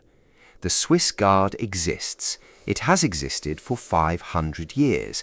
It is part of the identity of both Switzerland and the Vatican in ways that are genuinely deep and genuinely felt. Ending it would require not just a practical decision, but a kind of deliberate breaking with something that has taken on the character of the sacred. Institutions of sufficient age acquire a solidity that goes beyond their functional justification. But that explanation, while true, is not complete, because the relationship has been tested repeatedly by wars, by the dissolution of the Papal States, by the modern questioning of traditional institutional arrangements, by the ongoing debate about the composition of the Guard and whether it should remain exclusively male and exclusively Swiss. Each of these moments of pressure could have ended the arrangement, or at least fundamentally transformed it. Instead, each time the decision has been made to continue, to preserve the essential character of the institution while adapting its specifics to changed circumstances. The Swiss cantons that have always supplied the Guard are not the same Swiss cantons that sent those first soldiers south in 1506. Switzerland has changed enormously in 500 years, becoming more unified, more prosperous, more educated, more connected to the wider world, developing the particular combination of watchful neutrality and engaged internationalism that characterizes its modern identity. The young men who apply to the Swiss Guard today are not economic refugees from mountain poverty. They are educated professionals making a deliberate choice to serve in an unusual institution. The motivations have changed, but the commitment has not. On the Vatican side, the relationship with Switzerland has been maintained through every transformation of the papacy, through the loss of temporal power, through the Lateran Treaty that created Vatican City, through the Second Vatican Council and the modernization of the Church, through the extraordinary succession of different pontifical personalities across these centuries. Each new pope has inherited the Swiss Guard as part of the Vatican's institutional fabric, and each has accepted that inheritance, has maintained it, has worked within the traditions it carries, even while sometimes pushing at its edges. There are practical dimensions to the relationship that are easy to overlook. Switzerland's formal neutrality, the principle of political non-alignment that has been a cornerstone of Swiss foreign policy for centuries, makes Swiss soldiers an unusually appropriate choice for a body that guards the head of a universal religious community rather than the leader of a partisan political state. The Pope is, in theory at least, the spiritual father of Catholics everywhere, regardless of their national or political loyalties. Having his personal guard drawn from a neutral nation avoids the complications that would arise if the guard were composed of soldiers from a country that had strong political alignments or active international conflicts. The Swiss neutrality is not just a political position. In the context of the Vatican, it is a kind of fitness for the role. There is also the matter of the Swiss military tradition and the genuine quality of military preparation that Switzerland's system provides. Every Swiss male who applies to the Guard has already completed basic military training as part of Switzerland's militia system. They arrive with a foundation of discipline, physical fitness, and military understanding that is not universal among European nations. This makes them easier to train for the specific requirements of the Guard's role, and it provides a baseline of capability that the institution can rely on, regardless of the specific individuals who apply in any given year. The families and communities in Switzerland that have been sending young men to Rome for generations are themselves part of the fabric of this relationship. There are families in certain Swiss cantons where service in the Guard is a multi-generational tradition, where fathers and grandfathers and uncles have gone to Rome and come back with stories, and where the prospect of a son or nephew doing the same carries a weight of family history as well as personal meaning. These informal networks and traditions within Swiss society maintain a living connection to the Vatican that transcends any formal institutional arrangement. Switzerland, for its part, takes the Guards seriously as a matter of national identity and national pride. The Swiss Guards at the Vatican are perhaps the most visible Swiss presence on the international stage that most people are aware of. They appear in countless photographs and videos circulated around the world. They are a point of connection between Switzerland and the broader Catholic world that is genuinely felt. This bond, ancient, practical, spiritual, traditional, is one of the quieter wonders of European history. It has outlasted empires, republics, revolutions, and world wars. It has survived the dissolution of the political world that created it and emerged, stubbornly, persistently, into a present that its founders could not have imagined. And it continues year by year, with each new cohort of young Swiss men who make the journey south that their predecessors have been making for 5 centuries. Part 16. The Weight of Memory. What it means to guard the eternal. There is a particular quality to institutions that have lasted long enough to become genuinely ancient. They accumulate something that is hard to name precisely. A weight, a density, a layering of meanings that makes them different in kind from organizations that are merely old. The Swiss Guard has crossed that threshold. It is not simply an old institution, it is an ancient one, in the specific sense that it carries within it the living memory of a past deep enough to constitute something genuinely different from the present. Every guardsman who stands at the bronze door of the Vatican or walks the corridors of the Apostolic Palace is surrounded by this accumulated weight. The building they move through was constructed and decorated across many centuries by people who have been dead for hundreds of years. The ceremonies they participate in were codified by people who would barely recognize the world as it is today. The words of the oath they speak were shaped by hands and minds that reached back through medieval Latin into a Christian tradition 2,000 years old. This is not a weight that crushes, or at least for those who inhabit it well, it is not. It is more like the feeling of standing on very solid ground, the slightly particular awareness of knowing that where you are standing has enormous depth beneath it, that the present moment rests on a long accumulation of other moments, each one real, each one lived by people as present to themselves as you are present to yourself. The Swiss Guard understands this in a way that is more immediate than most institutions can claim, because they have May 6th, 1527. They have a specific, named, dated moment of catastrophic sacrifice that functions as the foundation stone of everything that came after. Other institutions have histories, archives, traditions. The Swiss Guard has a martyrology, a list of the dead, honored every year on the anniversary of their deaths by the oath of their successors. 147 names.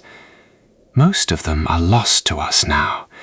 The historical record from the sack of Rome is fragmentary, and the individual identities of most of the guardsmen who died that day have not been preserved. We know Caspar Royst, the commander. We know a few others. But the vast majority of those 147 are anonymous to history, known only by their collective sacrifice, by the fact of their deaths in service of their pledge. This anonymity is itself meaningful, in a way. The story of the Swiss Guard is not, ultimately, a story about famous individuals. It is a story about an institution, about the collective commitment that constitutes an institution, and the fact that most of those who have contributed to that commitment are unknown to us is not a failure of the historical record, but an accurate reflection of how institutions actually work. They are made of ordinary people performing ordinary duties. The extraordinary moments, the last stands, the great ceremonial occasions, the assassinations attempted and thwarted, are exceptions that illuminate the ordinary, but the ordinary is the substance. The guardsman at the gate tonight is ordinary, in the best sense of the word. He is doing what his predecessors did. He is fulfilling a commitment not in the language of heroism, but in the language of everyday professional and spiritual faithfulness. He will go off duty, sleep, eat, train, stand his next watch. He will write home. He will perhaps explore Rome on his free days, as young men from Switzerland have been exploring Rome for 500 years. And in doing all of these ordinary things, he is maintaining something extraordinary. He is keeping alive a thread of human commitment that has survived wars and catastrophes and the slow erosion of centuries. He is, without drama or fanfare, being a guardian. The walls of Rome have seen so much. They have seen the legions of the Republic march through. They have seen the coronations of emperors and the funerals of saints. They have seen pilgrims arrive on their knees from the far corners of the Christian world. They have seen armies lay siege, and artists create masterpieces, and scholars debate the foundations of theology. They have seen, on one terrible May morning, the torches of mercenaries who did not care what they burned. And through it all, since the 22nd of January 1506, they have seen the Swiss Guard. Not every day has been significant. Not every watch has been dramatic. Most of it, the vast majority of 500 years of continuous service, has been precisely the opposite of dramatic. It has been routine, steady, unremarkable, which is exactly what good security, good guardianship should be. If the Swiss Guard is doing its job well, nothing happens. The Pope is safe. The gate is orderly. The day passes without incident. The night is quiet. This is the ultimate gift that the Guardians offer. Not heroism, though they have shown heroism when heroism was required. Not ceremony, though they perform ceremony with extraordinary grace and care. The ultimate gift is this: the creation and maintenance of safety. The quiet confidence that comes from knowing that someone is watching, that someone has pledged their life to this protection, that the tradition of this guardianship stretches back through more generations than anyone alive can directly remember. In a world that often feels chaotic and uncertain, where the structures of institutions seem fragile and the reliability of commitments seems questionable, there is something genuinely comforting about an institution that has simply kept doing what it promised to do for 500 years. Not perfectly, not without crisis, not without interruption and reformation and adaptation, but continuously, persistently, with that particular Swiss quality of showing up every day and doing the work. The forgotten guardians are not forgotten by the men who follow them. They are present in the ceremony that marks their sacrifice, in the oath that renews their legacy, in the daily reality of a service that would not exist if they had not stood their ground on one terrible morning in 1527. They are the ground beneath the present. They are the foundation that makes everything else possible. And so we leave them there, these guardians of the eternal and the forgotten alike.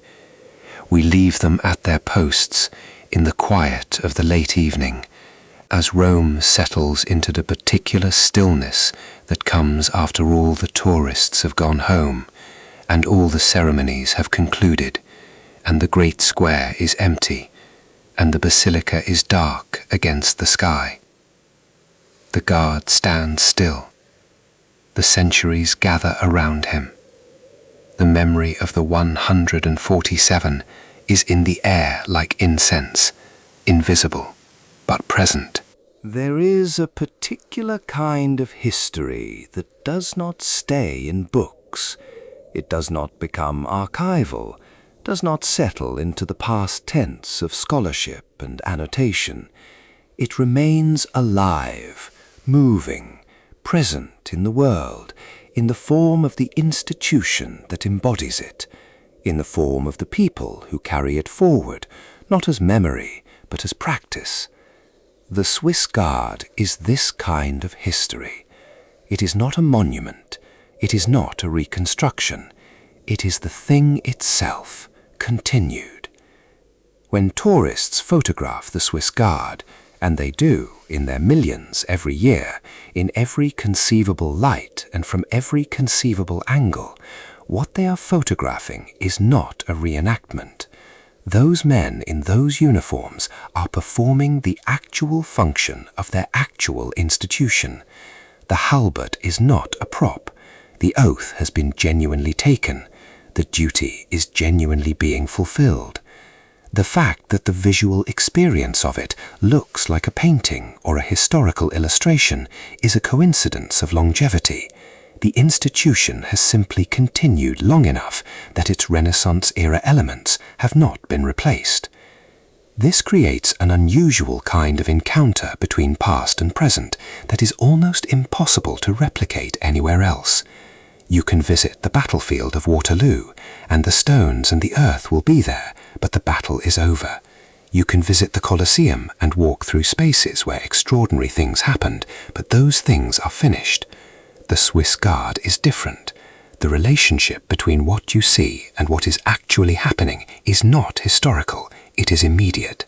The guardsman at the gate today is performing the same function as the guardsman at the gate in 1506, in an institution that has not been interrupted or reconstructed, but simply continued. This continuity is not passive. It requires active maintenance, active choice, generation after generation.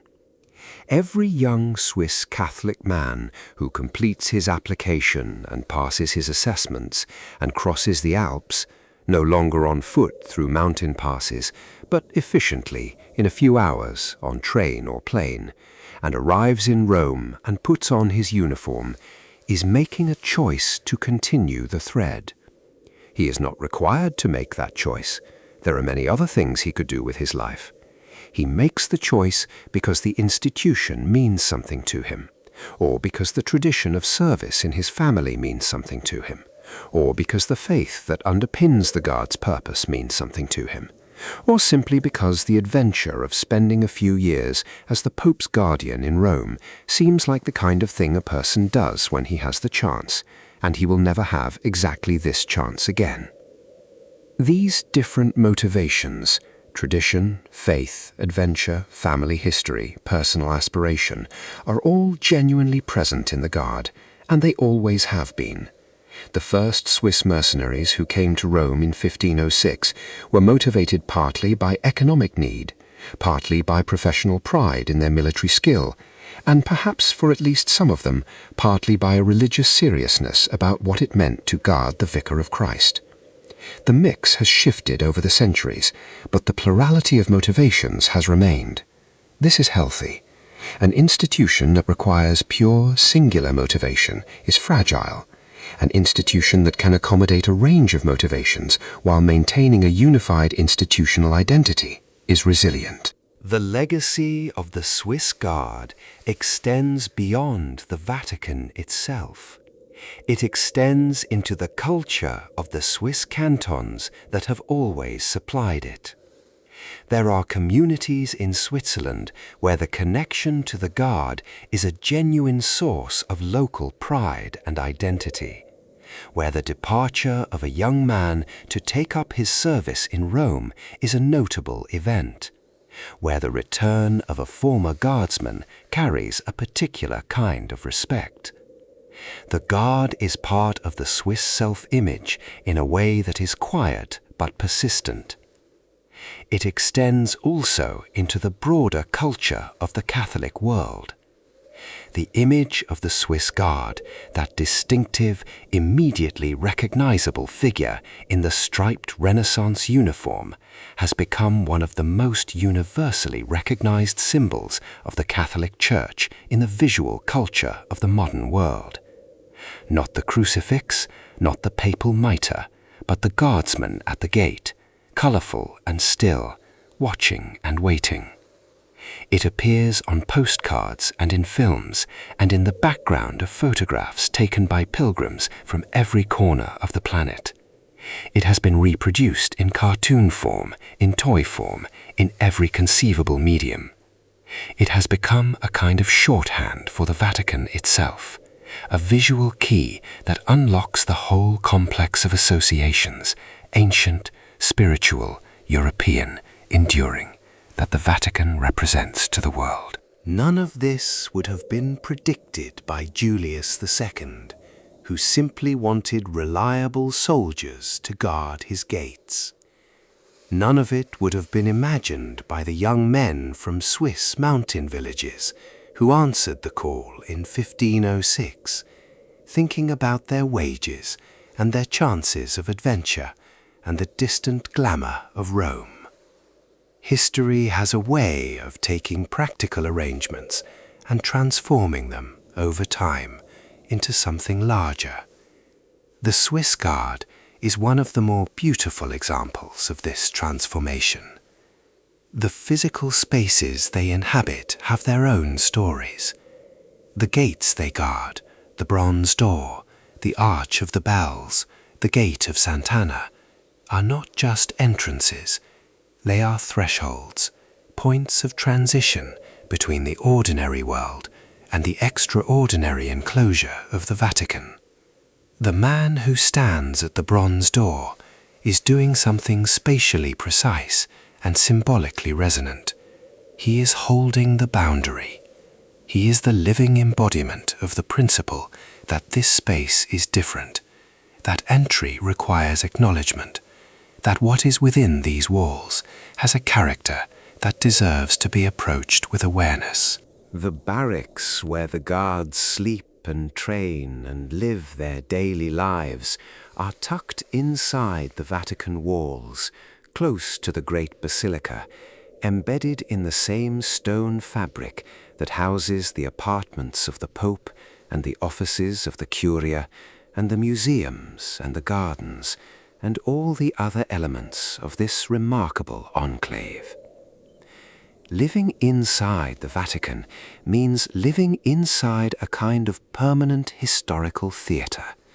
History is not something that happened here, it is the ongoing condition of the place. The guards who have spent years inside those walls have lived in this permanent present tense of history, in a way that must be, after the initial adjustment, simply the texture of their daily reality. What do they carry home with them when their service ends and they return to Switzerland? They carry the Italian that they have learned, which stays with a person, as languages do, when they have been lived rather than merely studied. They carry the particular knowledge of Rome that comes from years of living in it, not the tourist knowledge of landmarks and itineraries, but the intimate knowledge of rhythms and textures, of which hours are quiet and which are not, of where the light falls in the early morning on certain stones, of the particular quality of the air around the basilica in different seasons. They carry memories of ceremonies, of the faces of thousands of pilgrims passing through the gates they have guarded, of the rare moments when the Pope has paused in a corridor to speak to the man on duty there.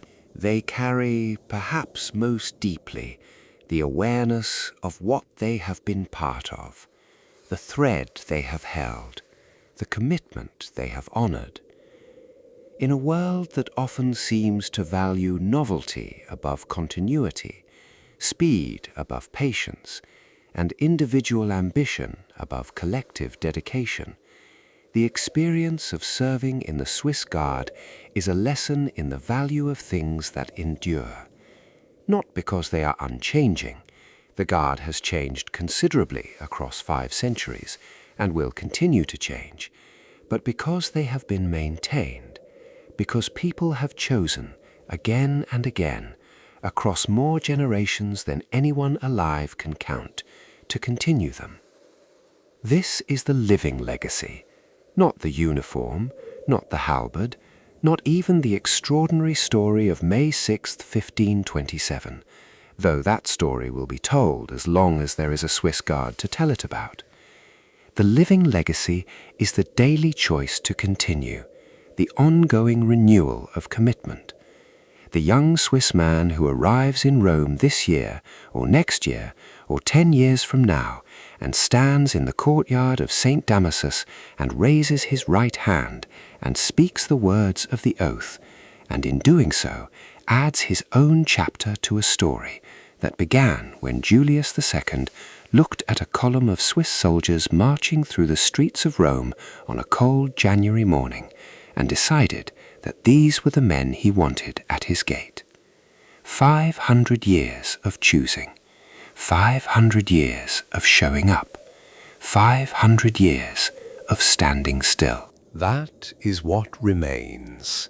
That is what endures. That is the true monument of the Swiss Guard. Not stone, not ceremony, not the striped and plumaged uniform in its Renaissance splendor, but the simple fact of continuity, of service that has outlasted every reason it might have had to end. The gate is still guarded, the night is still quiet, and the story is still being written, one watch at a time, by men from the mountains of Switzerland who came south to the Eternal City and found in the simple act of standing guard something worth giving their years to. Sleep now. The guardians are watching. The centuries are quiet around them, and you are safe. If these slow passages through history have helped you find your way to the edge of sleep tonight, it would mean so much to me if you left a like before you close your eyes. I'm trying to reach 1,000 subscribers on this channel, and every single person who joins, every like, every comment, every share, moves that closer. Leave a comment when you wake up and tell me where in the world you listened from. And if there's a sleepy friend out there who might love a quiet night in history, send them this way. Thank you for being here. The Guard is standing. Sleep well.